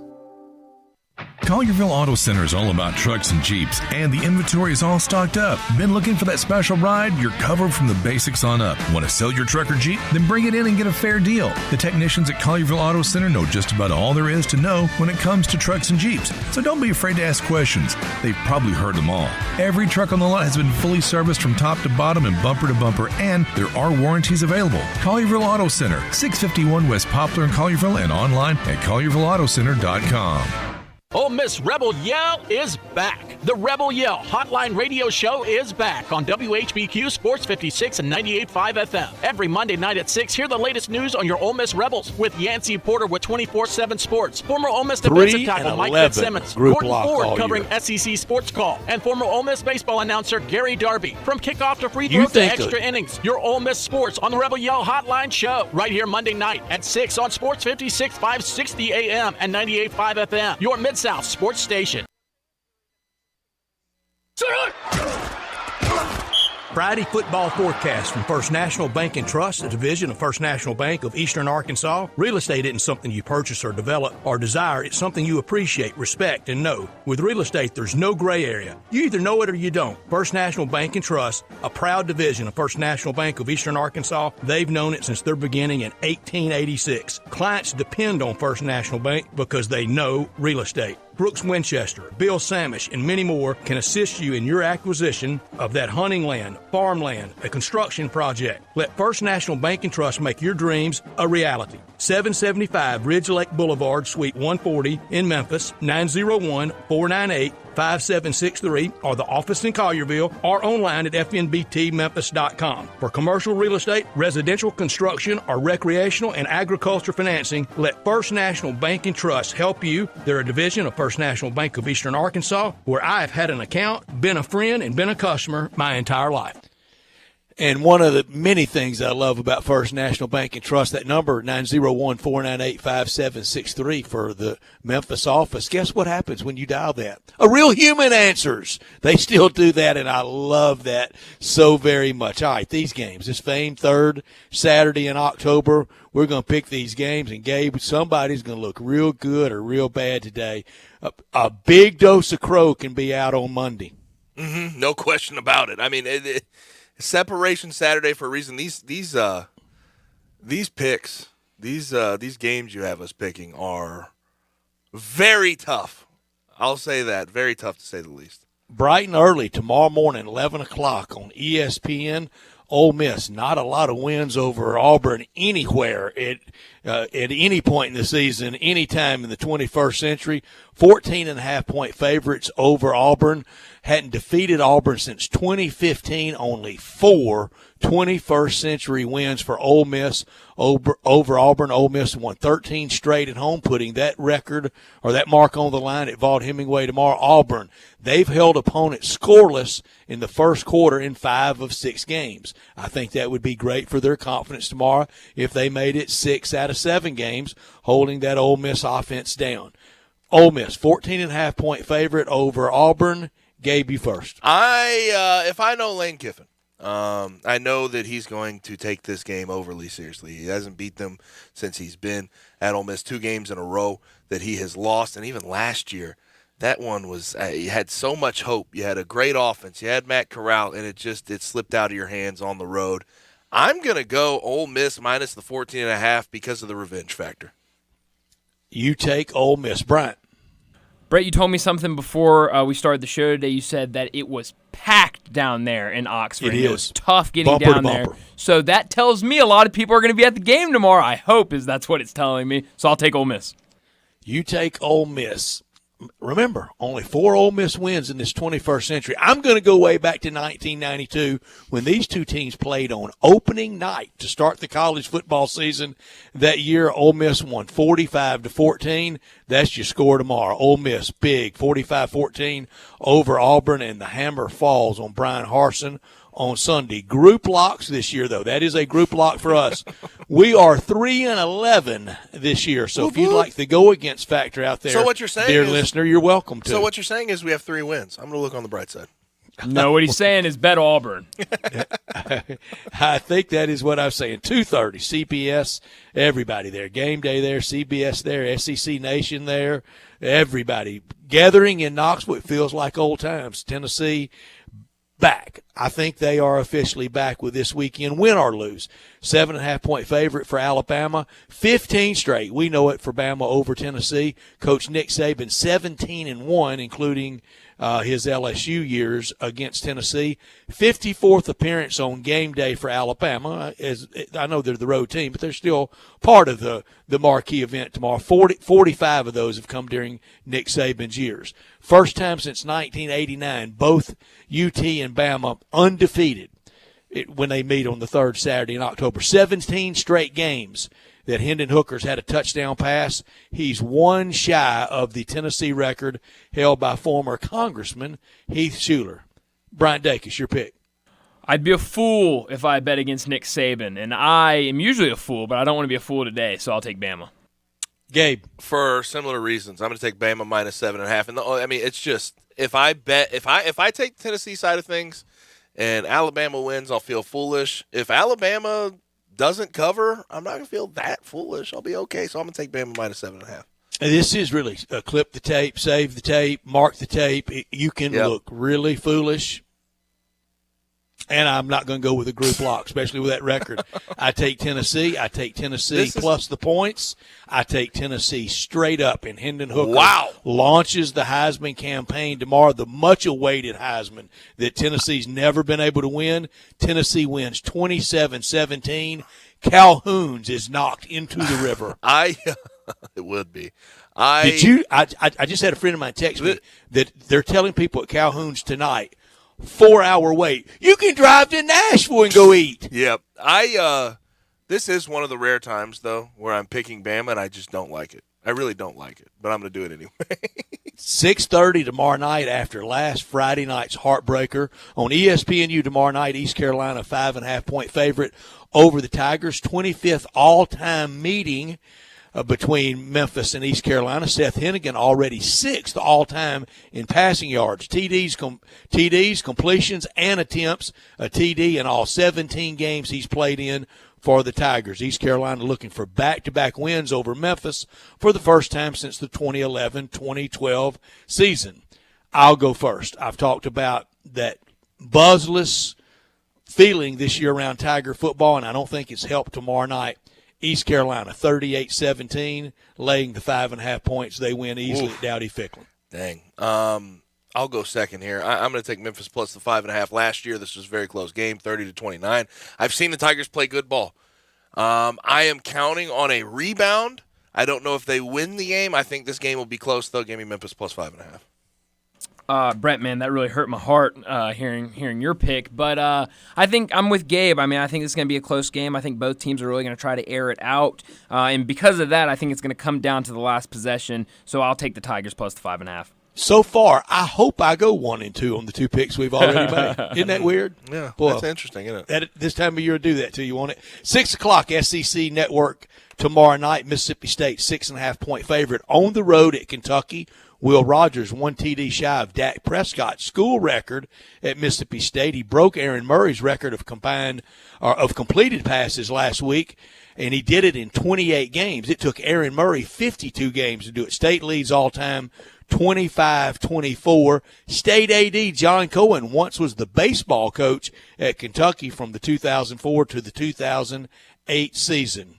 Gabe. I am taking State, and I'm taking State relatively big. I think we see something very similar to what we saw against Arkansas the week before. I really like State. I think this team's very good defensively. I think they make Kentucky uncomfortable, but I think offensively they're going to be able to air it out like they normally do. Give me Kentucky big. Bryant. Or not Kentucky big, Mississippi State big. You got State. You got State. Bryant. I'll take State as well. 2 out of 3. Again, I do not go group lock. I'm going to take the points in Kentucky, but I'm going to take Kentucky also straight up, 34-31. If they don't win, what a difference 3 weeks makes for them. We talk about Arkansas, Kentucky sailing around, coulda, shoulda, won at Oxford, didn't, and now the prospect of 3 straight. Would the honeymoon be over? Could John Calipari say, yeah, I told y'all don't have that summertime love affair with football? No love affair over with Mark Stoops. He has done too good of a job at Kentucky. 34-31. Kentucky gets the win at home at Kroger Field over Mississippi State. College football lock. Bryant. I'm going to go with Eastern Michigan minus 2.5 over Northern Illinois. Northern Illinois quarterback Rocky Lombardi, he's a little banged up. I'm not even sure if he's playing is going to be able to play on Saturday. But they lost a lot in the offseason through the transfer portal. So I think Eastern Michigan's a better team this year, and I'll take them minus 2.5. If somebody watches that game and somehow screenshots Amani Bates in the crowd, please send it to me. I would love to know if he's out of hot water. He should be at the game. He should be. Get out. And I'm glad. Gabe, right there is example number 1,212. Why not to make everything a federal case? What'd we spend on that? 30 seconds? Yep, maybe. Maybe 45 seconds? We'll see. It's just the overarching just had a feeling kind of everything that's happened would happen instead of crushing that youngster. It's just no need in it anywhere, wherever they are. Wait, let some of these things play out. Mm-hmm. Your college football lock, Gabe. I actually love this. Virginia Tech, as much as they have in the past protected home field a whole lot, they have been really bad this year, just generally speaking. Brent Pry building uphill. I mean, you have to do some things now that Fuente has left you a sort of bare cupboard there. I'm taking Miami minus 7.5. I liked what they did last week, even in a loss against North Carolina. I think they win pretty big. I love that pick. My college football lock, after seeing them last week, plucky, scrappy first half, but I don't think they have much defense.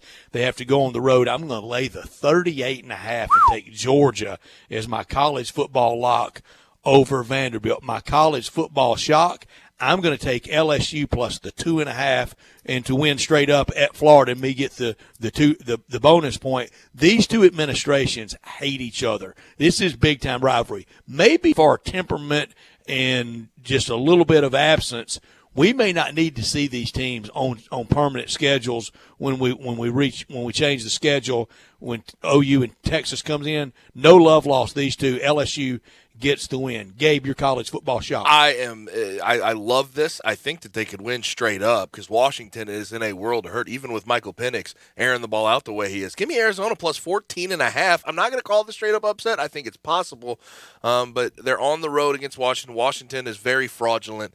They're not good in pass defense. Lost to Arizona State last week. I like Arizona here. Jed Fish gets the straight up win. Bryant. I'll take Texas State plus 16.5 over Troy. Texas State coming off a big win against Appalachian State. So I think they have a lot of energy against a Troy team that has been pretty good this year, but 16.5, big number. Doesn't Lincoln Perry play Lincoln Perry, my former teammate, plays for Texas State, toting that rock. Yeah. Look this up during the break. Wonder what the Eastern Michigan Texas State 2-team parlay would pay tomorrow. I'll figure that out for you. That will be good stuff. I figured you'd already have it locked in. Yeah, you're right. I'm slacking.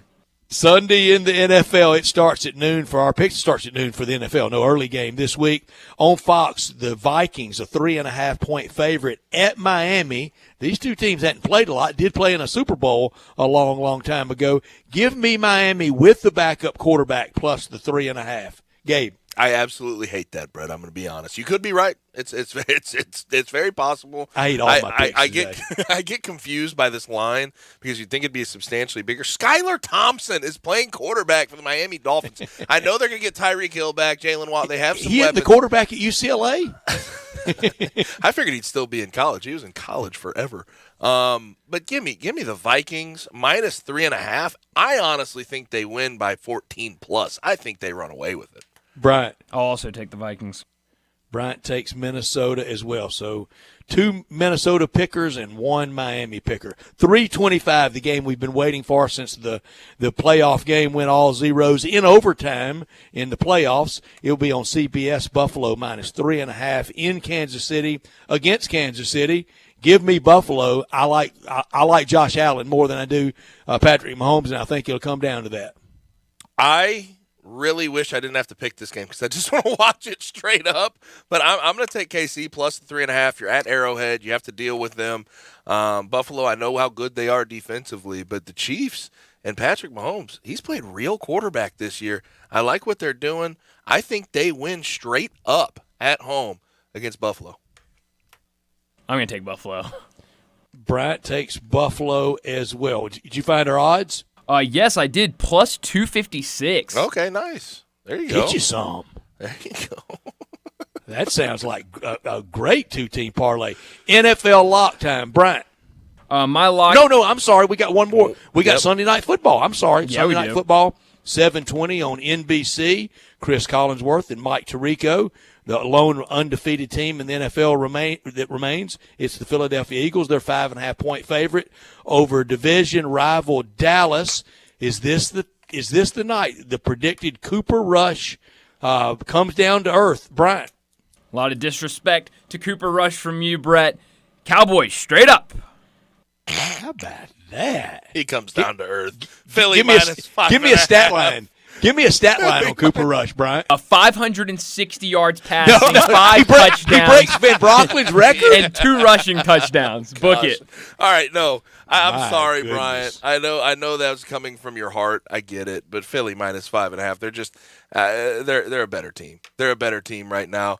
I feel like the Cowboys, as far as their run defense, it's just not up to snuff. And the Eagles last year led the league in rushing yards. They're doing similar things this year. I just think this will be a tough game, uphill battle all night for the Cowboys. Eagles win, they don't cover. I'm going to take Dallas plus the 5.5 with Mr. Drive it 60 miles per hour down the center lane, Cooper Rush at quarterback. NFL lock, Bryant. My lock is going to be the Steelers plus 9.5 against Tampa Bay. You know what a big mistake people make is to bet against Mike Tomlin at home. We're not going to do that on Sunday. Okay. And why aren't you using that as your sock and getting 2 extra points? Oh, just wait, Brett. Just wait. I got you. Gabe, your NFL. The rare underdog as your lock. Now, you only get 1 point when you take them as the lock. That's fine. He's insane, too, taking the Steelers. What are man doing? Playing the long game. Off the rails today, didn't they? Gosh. Taking the Steelers after how they've looked as your lock. My gosh. Brian, you are a brave soldier. My lock, though, and I've been telling Brian I have a stat on this. This is a very good stat. Great stat. Taking the Packers minus 7.5 versus the Jets. Now, we date it back to 2019 when Matt LaFleur took over, right? Matt LaFleur took over the Packers. They've been really good since. They've gotten to the NFC Championship a couple times. Every time he comes off a loss in the regular season, 10 times, right? 10-0 in those games, and average margin of victory 14 points. Look at it. Both of those things go into my favor. I think they do a good job and they cover against the Jets. Love it. I'm going to take the Bengals and lay the 1.5 over the Saints. And my NFL shock will be, and I'll get the 2 points if Bryant's right, I'll take the 9.5 in the Steelers against Tampa Bay. Your NFL shock, Gabe? I only picked this because I didn't think there was anything else on the board worth taking. So I'm just going to take the hot hand here. Falcons plus 5.5 versus the 49ers. Bruce Marshall loves that. They're 5-0. 5-0 versus the spread. Let's make it 6-0. Bryant? I got to hear this. You had the Bengals minus 1.5. Is that right? Is that right? If that's what we're playing it at, I had it at Yes. 2.5. So if we can play it at that, at 1.5, that'd be great. I'll go to 2.5. Okay, cool. So we're at 2.5. I think the wrong team's favored. I'm taking the Saints plus 2.5. I put them as my shock because if they win straight up, that's 2 points, right? Right. Correct. So let's do it. Okay. Okay. Brian. Okay. I'll repeat myself. That's the picks for this Friday afternoon for the First National Bank and Trust Friday football forecast from First National Bank and Trust, a division of First National Bank of Eastern Arkansas. For all your real estate needs, commercial, ag, hunting, recreational, let them take care of you. Contact them at fnbt.com or call 901-498-5763. Stable, secure, solid, reliable, and consistent. That's First National Bank and Trust. Time to wrap up this Friday show and wrap up the week. Coming up next is Taco Bell Crunch Time. Start your day with Sports 56 Mornings with Greg Gaston and Eli Savoy. Weekday mornings from 7 to 10, right here on Sports 56 and 98.5 FM. I know the sweetest thing in Memphis, and I know it's been around for 120 years. You know, I'm talking about Dinstall's, and it's time to stock up heavy on Cashew Crunch, Heavenly Crunch, Turtlettes, all of your favorite Dinstall's treats to watch the playoff games and to watch all the basketball. It's so easy to get. The sweetest thing in Memphis, all you have to do is head to Laurelwood or head to Germantown and Poplar right across from the hospital, or go where they make the candies. That's on Pleasant View. There's nothing that says Memphis better than Cashew Crunch with that little tinge of coconut, or the Turtlettes. Let's face it, there's nothing better than Dinstall's chocolate. That's the mainstay of all candies, isn't it? Milk chocolate, although their dark chocolate is pretty darn good. And if you get the peppermint with the dark chocolate and put it in the freezer, you're going to love it. So many ways to love Dinstall's. 115 years of making Memphis oh so sweet. Visit Frontier Western Store today for new shirts and boots. Frontier is your top Carhartt store in the Mid-South. There's thousands of in-stock shirts and jeans. They have the classic K87 pocket tee in every color they make, including new ones just released. Available small to 4X. Want new jeans? Frontier has you covered with super tough work denim by Carhartt. And you've got to check out their selection of Ariat jeans for men, women, and children. You'll love how easy it is to find the size and style you need. Have you seen Frontier's remodeled world-famous boot showroom? It continues to expand. New styles by Ariat just arrived, plus plenty of in-stock proven classics too. Whether you need work or dress boots, trust that Frontier's the place to come. See thousands of pairs of Ariat boots and thousands more by Dan Post, Corral, Durango, Rocky, Twisted X, and others. And Frontier's pricing is lower than online and chain stores, so you know just the local shop to visit. Frontier Western Store, 5880 Goodman Road in Olive Branch, and on the web at frontierwesternstore.com. Locally owned and operated since 1967.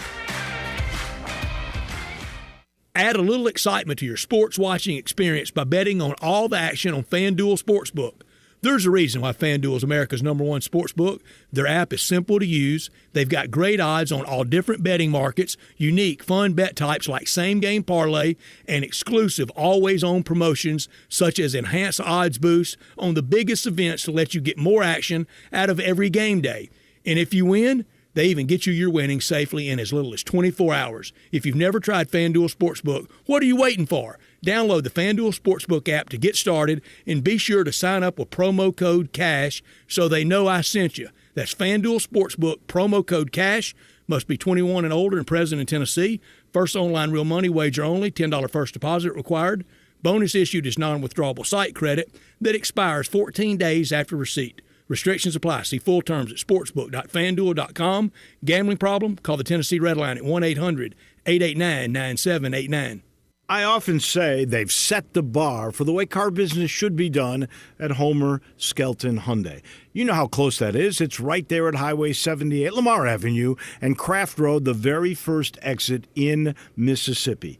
I say it because they always come up with new innovations. And right now, when we've had all these shortages on new cars, Homer Skelton Hyundai is always going to come through for you. You won't pay more than the sticker price for a new car at Homer Skelton Hyundai. That's Chris True's pledge. You'll never pay more than sticker price. Those other guys, they could charge you a whole lot more for that new car because they know there's a shortage. That never happens at Homer Skelton Hyundai. That's part of the philosophy and the team that's been together for about 15 years now. You want the best of service?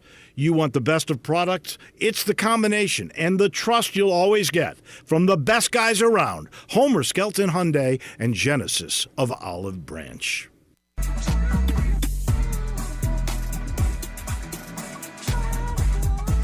Now, back to Sports Time on Sports 56 and 98.5 FM. This hour is brought to you by DeSoto Auto Sales. This is a damn fine automobile, if you want my honest opinion. Here once again are Gabe Kuhn and Brett Norsworthy. Go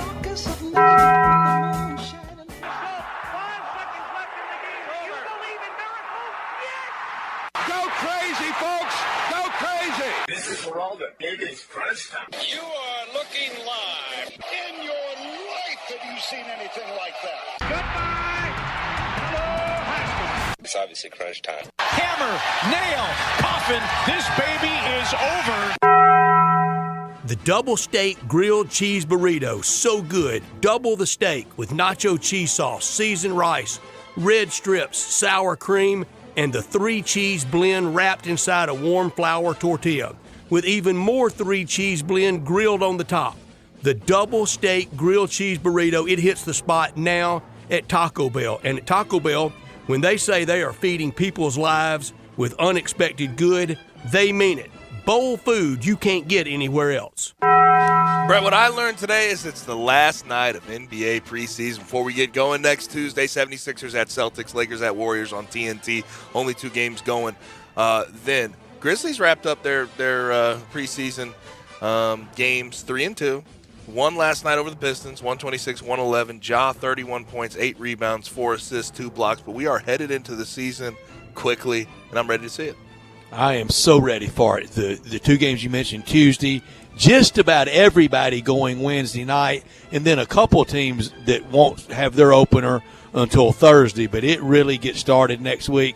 I am so ready. I learned today everyone on upset alert for the Crimson Tide. Most of the time you don't have to eat crow around Alabama and over Nick Saban, but a lot of people will after this weekend if they go out and roll or just go out and win over Tennessee. Again, 5,837 days have passed since the last time Tennessee beat Bama. To add 365 to that will be rough on Tennessee.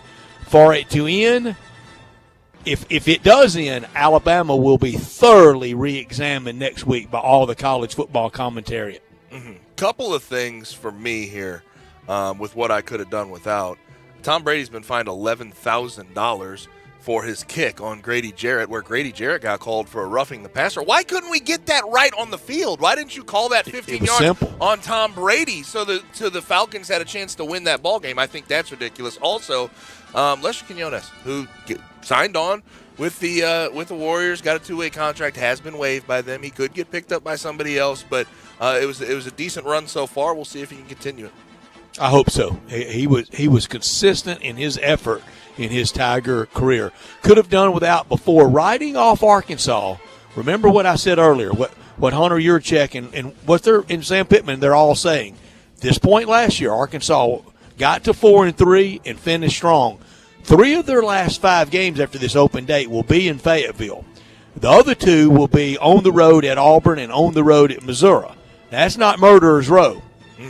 If Arkansas won tomorrow, they could win out the rest of the year. Yeah, and they were at 4-3 last year. Yeah, we talked about it. I mean, it's interesting to see what they can get done going forward the rest of the season. Also, did you see the ping pong table stuff with the Dolphins this week?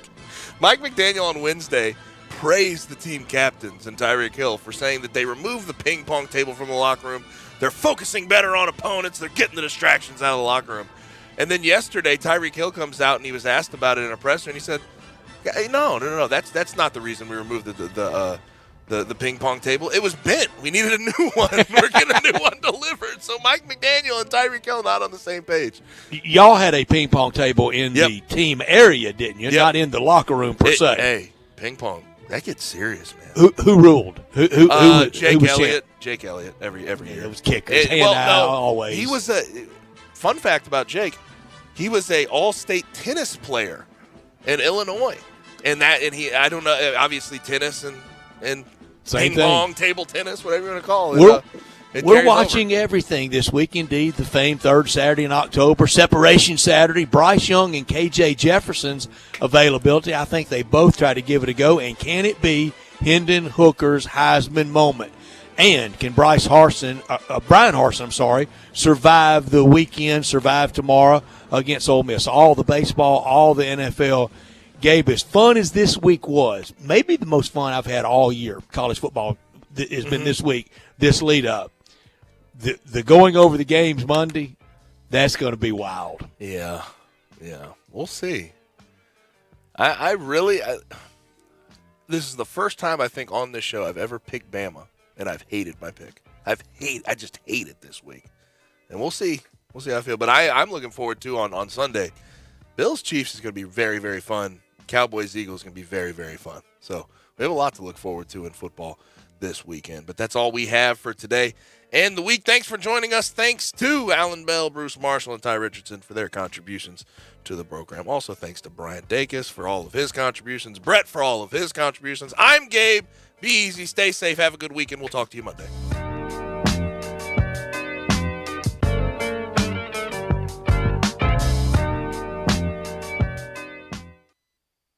Hi, this is Troy Fiveash, owner of Fiveash Roofing. In these uncertain economic times, there are so many things as a contractor and a business owner that I cannot control. The rising cost of materials, not to mention fuel and transportation costs. In the last 2 years, shingle prices have almost doubled and commercial materials have doubled. And I don't have to tell you what fuel costs these days. But you know what I can control? How much markup I put on a project. I have always prided myself in knowing I never gouge a customer. But in an effort to ensure my crews have work and my customers are being treated fairly, I have lowered my profit margin, hoping to give you a price you can live with and keeping my crews busy. So if you need a roof or gutters, please give us a call. Fiveash Roofing, fair, honest, and ethical. Fiveash Roofing, a proud sponsor of Tiger Athletics and a member of the Tigers home team. 367-0050 or memphisroofer.com. 367-0050 or memphisroofer.com. Fiveash Roofing, it's what we do. We're here for you. Hey Memphis, I'm Regina Moore, owner of Chef Labels. Born and raised in the 901, I have so much pride for my city. So, my husband and I created a product Memphis can be proud of. Our award-winning spinach artichoke dip will hit Walmart shelves starting Monday, October 17th, and we need your help clearing the main. Let's show Walmart how Memphis come together for their own. Unlock the inner chef in you with Chef Flavors. Say there was a place, the perfect place for everything you need for tailgates and patios. Grills and chairs, charcoal and coolers. Everything to make a great game or a great day. That perfect place wouldn't be a warehouse. It's East Memphis Ace Hardware. Locally owned and operated at Quince and White Station, East Memphis Ace Hardware is where you'll find Benjamin Moore paints, local plants from local growers, and Black & Decker tools. Around the block, what you need in stock with people who know their tailgates. Welcome to East Memphis Ace Hardware, the home convenience store. O'Reilly. Protect your vehicle's engine with Syntec and O'Reilly Auto Parts. Syntec Premium Full Synthetic Motor Oil is formulated for today's engines to dissipate heat and reduce friction and wear. Right now, get 5 quarts of Syntec Full Synthetic and a MicroGuard Select Oil Filter for just $33.99. Try Syntec today, exclusively at O'Reilly Auto Parts. O'Reilly Auto Parts. Get in zone, AutoZone. Welcome to AutoZone. What are you working on today? Thinking about gas mileage. A bottle of Gum Out Fuel Injector Cleaner can clean your entire system and help your engine get more MPGs. Right now, you can get 2 bottles for only $7. A great deal to help you go a good deal farther. Find Gum Out Fuel Injector Cleaner and everything you need for better fuel efficiency at any of our 6,200 stores. Get in zone, AutoZone. Restrictions apply. We are Sports 56, WHBQ Memphis, and W253 DM.